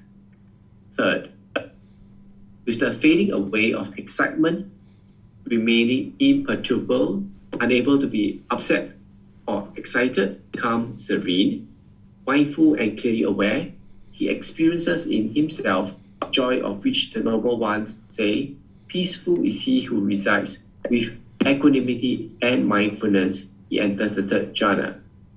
He contemplates whatever objects there related to form, feeling, perception, volitional formation, choices or decisions, and consciousness as impermanent, discontentedness, disease, boil, dart, misery, affliction, alien, disgrading, empty, as non-self. With the misery of the body after death, he is reborn in companionship with the heavenly beings of the pure abodes. This is a rebirth not shared with worldlings. 4. With having given up pleasure and pain, and with the fading away of former gladness and sadness, he enters and resides in the fourth jhana, which is beyond pleasure and pain, and purified by equanimity and mindfulness. He contemplates whatever objects there related to form, feeling, perception, volitional formation, choices and decisions, and consciousness as impermanence, discontentedness, disease, boil, dart, misery, affliction, alien, disintegrating, empty as non-self. With the breakup of the body after death, he is reborn in companionship with the heavenly beings of pure abodes. This is a rebirth not shared with worldlings. These monks are the 4 kinds of people found existing in the world. All right, thank you, Donnie. So when we think about the heavenly realm nowadays, we tend to think about the heavenly realm. It's just kind of one big realm. But during the lifetime of the Buddha, he was teaching different aspects of the heavenly realm, different kind of regions, so to speak, of the heavenly realm, that it was split up into various pieces. And what we saw in the previous chapter is the Buddha was explaining different aspects of the heavenly realm where instructed noble disciples can be reborn into, and uninstructed worldlings can also be reborn into that particular aspect or that particular region of the heavenly realm. Here, he's talking about this aspect of the heavenly realm called the pure abodes. And here, this particular aspect or region of the heavenly realm, the Buddha is saying uninstructed worldlings can't actually be reborn into this particular part of the heavenly realm. And what he's explaining is that the instructed noble disciple is understanding these 5 aggregates. We studied these 5 aggregates in a different volume. These are the form, feeling, perception, volitional formations, and consciousness. This is what makes a living being a living being. And once you understand these 5 aggregates, you understand that they're all impermanent, that by clinging to them, that it leads to discontentedness. And you understand that these are not the self, or they are non-self. These are the 3 universal truths. So a instructed noble disciple will understand these things. And this is what the Buddha is saying, that, they will contemplate when they're in the heavenly realm. And they have this wisdom, and they understand these 3 universal truths, and they're in this particular region of the heavenly realm. And he's saying worldlings can't get to this part of the heavenly realm essentially because they lack the wisdom to be able to get to that aspect or that region of the heavenly realm. What questions do you guys have on this chapter? Go ahead, Miranda. Yes, thank you, Rick. On YouTube, Middleway asks, could you please give an example of the wording, whatever objects, in each jhana, sir? Whatever objects, what? Whatever objects, where it says he contemplates whatever objects they're related to feeling perception. I see. Okay, so once in the heavenly realm, whatever objects, meaning whatever tangible things or whatever aspects that are there in the heavenly realm, he can relate them, or this instructed noble disciple can relate them to the five aggregates. So I don't know what objects are in the heavenly realm, but whatever are there, they're relating it to form, feeling, perception, volitional formations, and consciousness. From my understanding, the heavenly beings, they don't have physical form. They're actually formless beings, but they have all of these other aspects of these aggregates, right? But even still, in that heavenly realm, an instructed noble disciple understands that these objects are impermanent. They're going to lead to discontentedness if they're clung to, and that these things aren't the self. So I think that neither the middle way on YouTube or this other person that starts with a P, I'm sorry I can't pronounce your screen names, you guys haven't really been studying with me that long, just kind of started in the last few weeks or last month or two. And if you end up taking the group learning program, which is on Sundays and Wednesdays, I share the three universal truths of impermanence, discontentedness, and non-self. In tomorrow's class, even though we're on chapter 17, I'm going to be refreshing everyone's memory of the three universal truths and the four noble truths. So if you haven't learned those with me or in one of the classes on the replay that I've taught, it would be a really good time to join class tomorrow live so that you can learn about these three universal truths. So the Buddha is explaining here that a being who's an instructed noble disciple, being reborn into the heavenly realm, when they're there, any objects that they encounter, they're going to be able to relate it to these five aggregates. And having done so, they will know that they're not permanent, meaning they're impermanent, that they, if clung to, are going to experience discontentedness, and that they're not the self.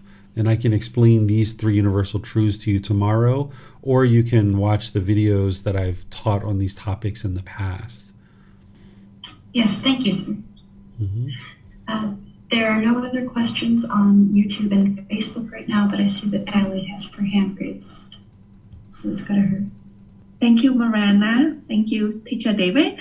So if the heavenly being doesn't have a form, because I have heard that the heavenly being, the Deva, they are very beautiful. If they don't have body form, how can we know they are beautiful?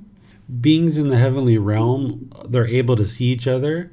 And in certain situations, human beings can see heavenly beings as well, particularly as the mind becomes more awake. Just like we can see afflicted spirits, we can sometimes see beings in the hell realm as well. These are all formless beings, hell, afflicted spirits, and heavenly realm. And some human beings are able to see them. So when you see that people are describing heavenly beings as being very beautiful, this is because certain human beings have been able to see them and then describe them. And now the rest of us have that understanding from the people that were able to see them. I'm just curious. I mean, if they don't have form, what is it there to see? I thought like when we see something, it has to have a physical form, right? But if it doesn't have a physical form, what is it that to be seen? Have you ever seen an apparition of like a ghost or an afflicted spirit, what we would call an afflicted spirit? Have you ever seen one of those? No. Okay. So these formless beings, they can appear as if they have form. They're formless, meaning there's no tangible thing that you can touch, but they can appear as if they have physical form, but they really don't. So we call them formless because if you reached out to touch them, you would just feel air. But to the eye, it looks like there's form there. There's physical form, but it's really not. Oh, okay. Got it. Okay. Mm-hmm. So I'm sorry. So which mean if they're formless, like they can go through the wall and stuff like that, right? Yes, that's right. Oh, okay. Okay, thank you. You're welcome. It looks like there are no more questions this time, sir. All right, so we'll go to chapter 88. And Jan, would you please read chapter 88 for us? Yes, thank you, Rick. The future destination of the instructed noble disciple, filled with the Brahma Viharas, versus the uninstructed worldlings. Monks, there are these 4 kinds of persons found existing in the world.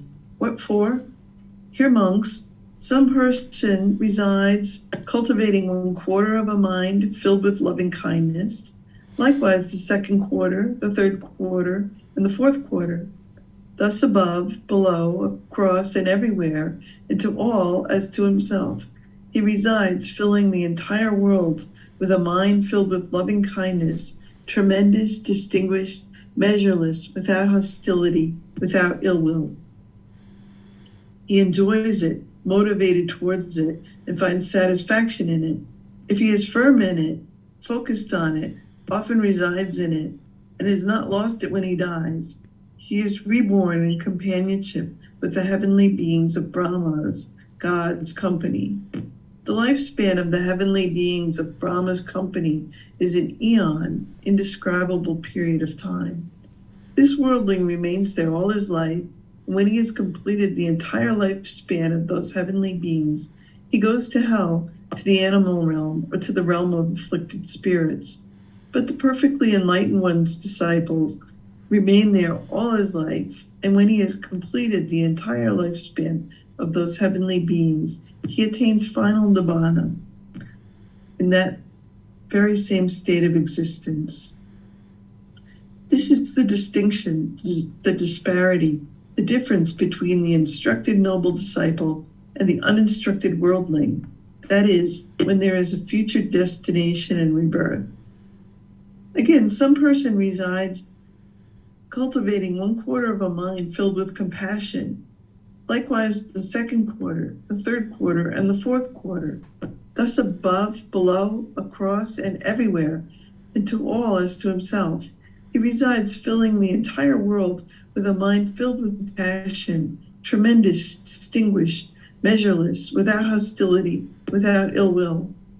He enjoys it, motivated towards it, and finds satisfaction in it. If he is firm in it, focused on it, often resides in it, and has not lost it when he dies, he is reborn in companionship with the heavenly beings of streaming radiance. The lifespan of the heavenly beings of streaming radiance is 2 eons. The worldling remains there all his life, and when he has completed the entire lifespan of those heavenly beings, he goes to hell, to the animal realm, or to the realm of afflicted spirits. But the perfectly enlightened one's disciple remains there all his life, and when he has completed the entire lifespan of those heavenly beings, he attains final nibbana in that very same state of existence. This is the distinction, the disparity, the difference between the instructed noble disciple and the uninstructed worldling. That is, when there is future destination and rebirth. Again, some person resides cultivating 1/4 of a mind filled with sympathetic joy. Likewise, the 2nd quarter, the 3rd quarter, and the 4th quarter.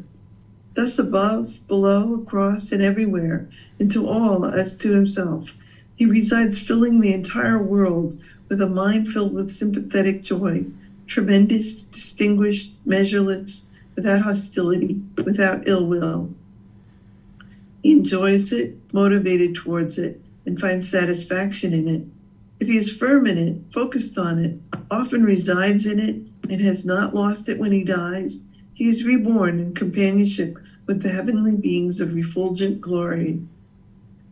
The lifespan of the heavenly beings of refulgent glory is 4 eons. The worldling remains there all his life, and And when he has completed the entire lifespan of those heavenly beings, he goes to hell, to the animal realm, or to the realm of afflicted spirits.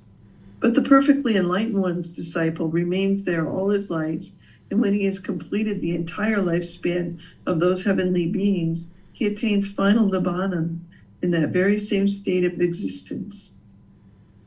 This is the distinction, the disparity, the difference between the instructed noble disciple and the uninstructed worldling, that is, when there is future destination and rebirth.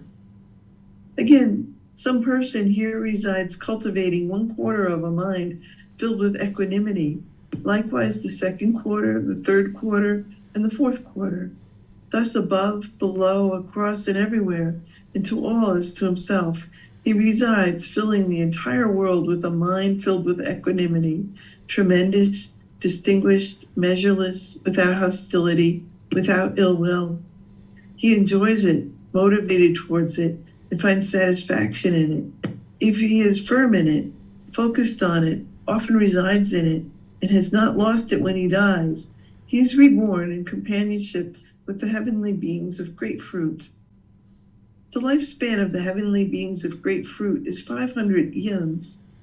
The worldling remains there all his life, and when he has completed the entire life span of those heavenly beings, he goes to hell, to the animal realm, or to the realm of afflicted spirits. But the perfectly enlightened one's disciple remains there all his life, and when he has completed the entire lifespan of those heavenly beings, he attains final nibbana in that very same state of existence. This is the distinction, the disparity, the difference between the instructed noble disciple and the uninstructed worldling, that is, when there is future destination and rebirth. These monks are the 4 kinds of persons found existing in the world. All right. Thank you, Jan. So here the Buddha is connecting the Brahma Viharas over to how that helps us in terms of future destination and rebirth, and how his students are experiencing this heavenly realm and then can attain enlightenment from there. Again, always remember when you see that, that's not the goal. He's explaining it because it's a natural law of existence and helping his students to understand what is occurring. But his ultimate goal for all of his students is, as they learn and practice, to be able to attain enlightenment in this life if possible. But during the lifetime of a Buddha, we talk about how the heavenly realm is going to fill up. Because as beings are learning in the human realm, beings are going to have more and more of an opportunity to be reborn into the heavenly realm, one of Buddha's teaching, and from there they'll be able to actually attain enlightenment. So that's not the goal. You would like to be able to get to enlightenment in this life, because if you're going all the way through to this life without attaining enlightenment, that means you're still angry, you're still frustrated, you're still irritated, you're still annoyed, you still are experiencing discontentedness. And then one goes to the heavenly realm and ultimately experiences that realm and gets to enlightenment. But the goal would be to experience enlightenment in this life, enjoy the rest of this life with the enlightened mind, and then never experience any rebirth anywhere whatsoever. And there's other teachings that we've explored in this book and others where the Buddha talks about that, and he encourages his students to be able to get to enlightenment in this life. He's not encouraging people to do what he's describing here. He's just explaining this is what will occur based on the results of learning and practicing the teachings, specifically here, the Brahma Viharas, and he's explaining the rebirth and what occurs from that point forward. Any questions on this? I'm not seeing any at this time, sir. All right, so we'll go to chapter 89. Chapter 89. Rebirth of a person cultivating the Brahma Viharas and reflecting on impermanence. Monks, there are these 4 kinds of persons found existing in the world. What for? Here, monks, some person resides filling 1/4 with the mind filled with loving kindness. Likewise, the 2nd quarter, the 3rd quarter, and the 4th quarter. Thus above, below, across, and everywhere. And to all as to himself. He resides filling the entire world with the mind filled with loving kindness, tremendous, distinguished, measureless, and without hostility, without ill will. He reflects on whatever objects they're related to form, feeling, perception, volitional formations, which are our choices and decisions, and consciousness as impermanent, as discontentedness, as a disease, as a boil, as a dart, as misery, as an infliction, as alien, as disintegrating, as empty, as non-self. With the breakup of the body after death, he is born in companionship with the heavenly beings of the pure abodes. This is a rebirth not shared with worldlings. Rick, I'm going to jump in here for a moment, just out of timing, because these paragraphs are actually exactly the same. The only thing that's different is the Brahma Vihara is changing. If you would like to read that, you're welcome to, but essentially it's exactly what Rick just read, with compassion, with sympathetic joy, and then with equanimity right here. So that way we don't have to read the whole entire chapter, even though you're doing an excellent job there, Rick. All right. What the Buddha is actually doing is he's now connecting the Brahma Viharas with reflecting on impermanence. So this is a being who is learning and practicing with him, who's learned the Brahma Viharas and practicing those deeply, permeating the mind with the 4 Brahma Viharas, these 4 healthy mental states, and they understand impermanence, and this is wisdom that they would have cultivated. And he's saying, okay, these beings are going to experience this improved rebirth in this realm of heavenly beings, in this area called pure abodes, and he's saying this is not an opportunity for an uninstructed worldling. They wouldn't be able to get to this rebirth because they're not understanding and practicing the 4 Brahma Viharas and understanding the universal truth of impermanence. What questions do you guys have on this chapter? I'm not seeing any at this time, sir. All right. So now we'll go to the last chapter for today, which is going to be repetitive, but let's go ahead and at least read the first. Is it repetitive? It may be. So we can just kind of read the first section and then probably skip over the other ones, but let's see how it goes. Donnie, would you care to take that one? Thank you, Rick. The distinction between the instructed noble disciple with formless attainments and the uninstructed worldling. Monks, there are these 3 kinds of persons found existing in the world. What 3? 1. Here monks, with the complete overcoming of perceptions of form, with the passing away of perceptions of sensory impingement, with non-attention to perceptions of diversity, perceiving space is infinite, some person enters and resides in the base of the infinity of space. He enjoys it, motivated towards it, and finds satisfaction in it. If he's firm in it, focus on it, often resides in it, and has not lost it when he dies, is reborn in companionship with the heavenly beings of the base of the infinity of space. The lifespan of the heavenly beings of the base of the infinity of space is 20,000 eons. The worldling remains there all his life, and when he has completed the entire lifespan of these heavenly beings, he goes to hell, to the animal realm, or to the realm of afflicted spirits. But the perfectly enlightened one's disciple remains there all his life, and when he has completed the entire lifespan of these heavenly beings, he attains final nibbana, or final enlightenment, in the very same state of existence. This is the distinction, the disparity, the difference between the instructed noble disciple and the uninstructed worldling that is when there is future destination and rebirth. Do I continue? These are actually a bit different. If you'd like to read them, you can go ahead, Donnie. I think, we don't have that much more left. Okay. Number 2. Again, by completely overcoming the base of the infinity of space, perceiving consciousness is infinite, someone here enters and resides in the base of the infinity of consciousness. He enjoys it, motivates towards it, and finds satisfaction in it.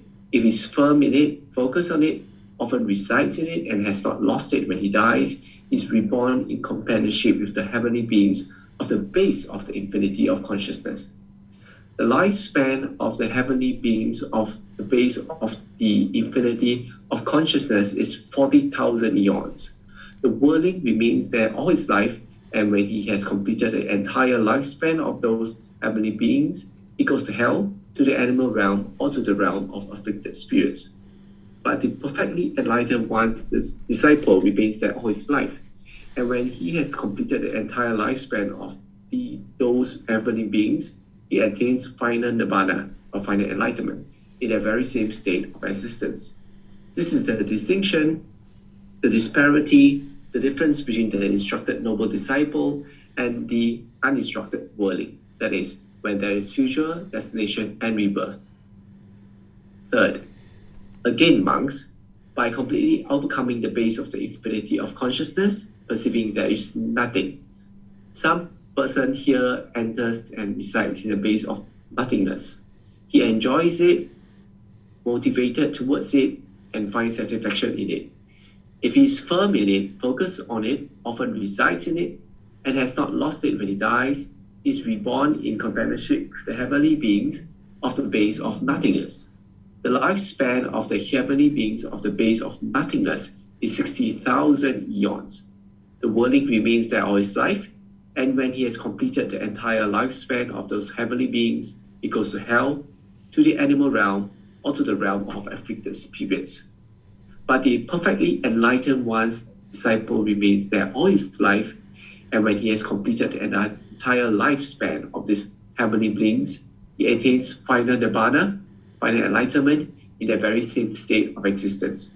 This is the distinction, the disparity, the difference between the instructed noble disciple and the uninstructed worldling, that is, when there is future distinction and rebirth. These monks are the three kinds of persons found existing in the world. All right. Thank you, Donnie. So in terms of attainments, what is largely taught is the four jhanas, which are four preliminary phases that the mind goes through before it gets to the first stage of enlightenment. And then there's four stages of enlightenment. And the mind's actually enlightened when it gets to the fourth stage of arahant. But there's these other attainments that the Buddha teaches as well. And there's other parts in this book series where I describe those using the Buddha's teachings. You can see his words, and then you can see the words that I share about these other attainments. Not everybody is going to necessarily experience these other attainments. So we don't really talk about them too much, but they're in the text, they're there, so that if you're experiencing them, you can actually see them. And one of those attainments are being able to see your past lives, for example.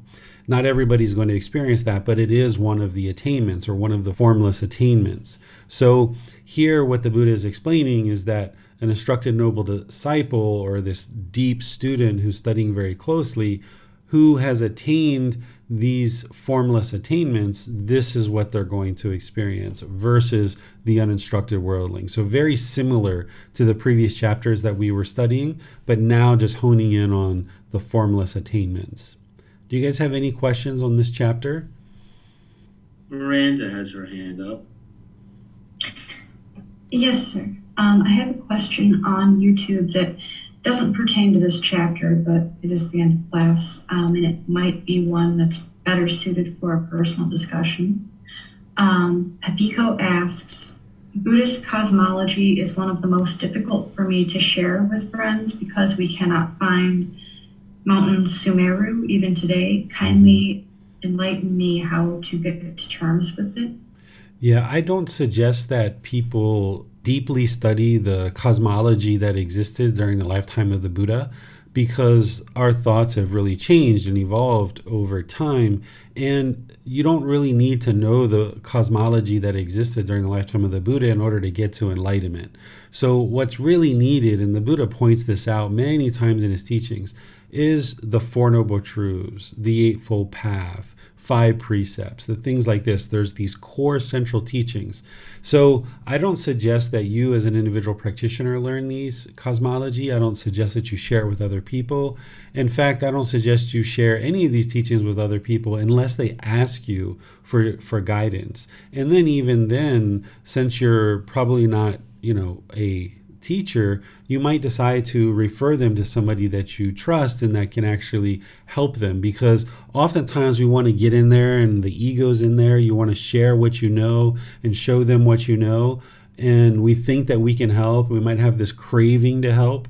But in reality, if we're not really fully aware of these teachings, we can actually be doing more harm, because we're sharing things with them that aren't 100% the truth. And, you know, like what you're sharing here, like maybe you've been attempting to share the Buddhist cosmology, where my guidance would be, don't even share that. Don't even learn it for yourself necessarily.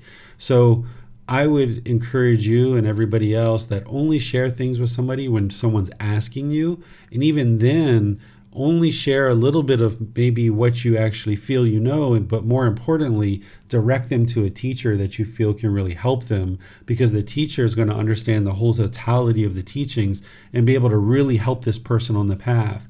If you just give them a little bit of a smidgen and they're like, okay, that's great, thank you, and then they go away, they're not actually getting into books, they're not getting into classes, they're not getting into personal guidance, they're not really developing their life practice in a way that's really going to produce enlightenment, because they're just getting a little couple questions asked and answered here and there, and it may not be 100% of what they really need to learn. So that would be my guidance on what you're sharing here and what your question is. Thank you, sir. The question? Thank you, Rick. Teacher David, can you just very briefly share what do you mean by cosmology, so that I know that this is not something important in case I come across it? Sure. This is like all the different realms in terms of, like, you know, what you need to learn in terms of the cosmology is hell, animal, afflicted spirits, human realm, and heavenly realm. But during the lifetime of the Buddha, he broke up the heavenly realm into lots of different regions. He also broke up the hell realm into all these different aspects of the hell realm. They had certain thoughts about all these different gods, Saka, the ruler of the heavenly beings, all these different beings that are doing different things, and all these different realms and all the different sub realms within a certain realm. So that's what I'm sharing, that it's not important for a practitioner today to understand that level of detail that they were talking about during the lifetime of the Buddha. If you understand hell, animal, afflicted spirits, human realm, and heavenly realm, that's enough. And then if you just understand the qualities of the beings in those realms in terms of hell, animal, and afflicted spirits, they can attain enlightenment. They're experiencing pain. They also, in the animal realm and these other realms, they also experience some pleasant feelings and neither painful nor pleasant.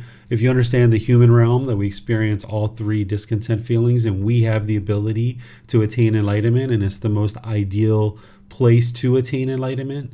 And if you understand the heavenly realm, that those beings are experiencing exclusively pleasant feelings, and they can attain enlightenment from there, but they're oftentimes complacent. This is about enough. There's some other things that we've talked about in these classes and in this book that go beyond what I just explained, but that's like the basics of these different realms, or the cosmology that I'm sharing in terms of what you need in order to get to enlightenment. So all these other detailed aspects of what the Buddha taught, it's amazing to see the level of detail that he taught. But today we don't need to understand that level of detail to actually get to enlightenment. It's the core central teachings of the path that's going to eliminate discontentedness. Whether you understand the subsets of the different heavenly realm and hell realm, that's not going to produce the elimination of discontentedness. If there's a craving to understand this and a craving to teach it, that's actually going to hinder somebody from getting to enlightenment. So you guys can let go of even needing to learn all this super detailed cosmology, or the way that the Buddha describes the extensive detail of these various realms. Thank you, teacher. You're welcome. Very good question, Donnie. All your questions, everybody's questions are great, but that's a question that hasn't come up. You know, taking something that I said you don't have to learn, and then saying, well, what is that I don't have to learn? That's really a wise question. Hey, it looks like we don't have any other questions at this time, sir. All right. So I will just thank you all for attending today's class and let you know that next week we're going to be in the next 10 chapters, which is going to be chapters 91 to 100. And we've got another, I think, 5 weeks, 4 or 5 weeks in this book, volume 11. And then we're going to be starting volume 12, which is titled Lowly Arts. This is going to be a very interesting book for you guys. Moving out of this one and into that one, you're going to be seeing some very different teachings than you've seen before. So thank you all for attending class. And let me just remind you of our classes coming up is not only on Saturday are we going to be studying volume 11, chapters 91 through 100, but tomorrow we're going to be in the group learning program in volume 1, chapter 17. This is eliminating fears. I'm going to be reminding you guys and refreshing you, or if you've never attended before, teaching you for the first time the 3 universal truths and the 4 noble truths. So this is where you're going to understand the problem of the discontent mind, the cause, the elimination, and the path forward to completely eliminating the discontent mind. Then I'm going to share with you some special content that is going to help you to understand how to eliminate fear in the mind. And depending on how much time we have in the class, I'm even going to open things up to any fears that you guys are currently having that you need my help with in order to understand how to eliminate. Because there's the general teaching of the 4 noble truths and everything else that I'm going to teach you about how to eliminate discontentedness. But then there's this specialized way that you can eliminate fears from the mind. And once I teach that, then I'm going to open up to allow you guys to ask questions based on specific fears that you have so that you can apply what I taught in class to your specific challenges with certain fears that you may have. So we're going to be doing that tomorrow in our group learning program on Sunday. And then on Wednesday, we're going to be doing breathing mindfulness meditation together so that we come together, encourage, support, and motivate each other. You guys are welcome to come together and actually meditate with us on Wednesday at the same time, 9 o'clock Thai time. So thank you all for joining. Thank you for reading. Thank you for your questions. Thank you to the moderators for all your support in hosting these classes. We'll see you guys in a future class. Have a very wonderful and lovely rest of your day. Sawadee krap. Thank you for listening to this podcast. To provide support for this podcast, visit patreon.com/support Buddha. To access more teachings, visit buddhadailywisdom.com. There, you will discover a full range of courses, retreats, and online resources to assist you on the path to enlightenment. Remember to establish a daily, consistent meditation practice, along with learning and practicing these teachings. A well-developed meditation practice is the foundation in which to train the mind to attain enlightenment.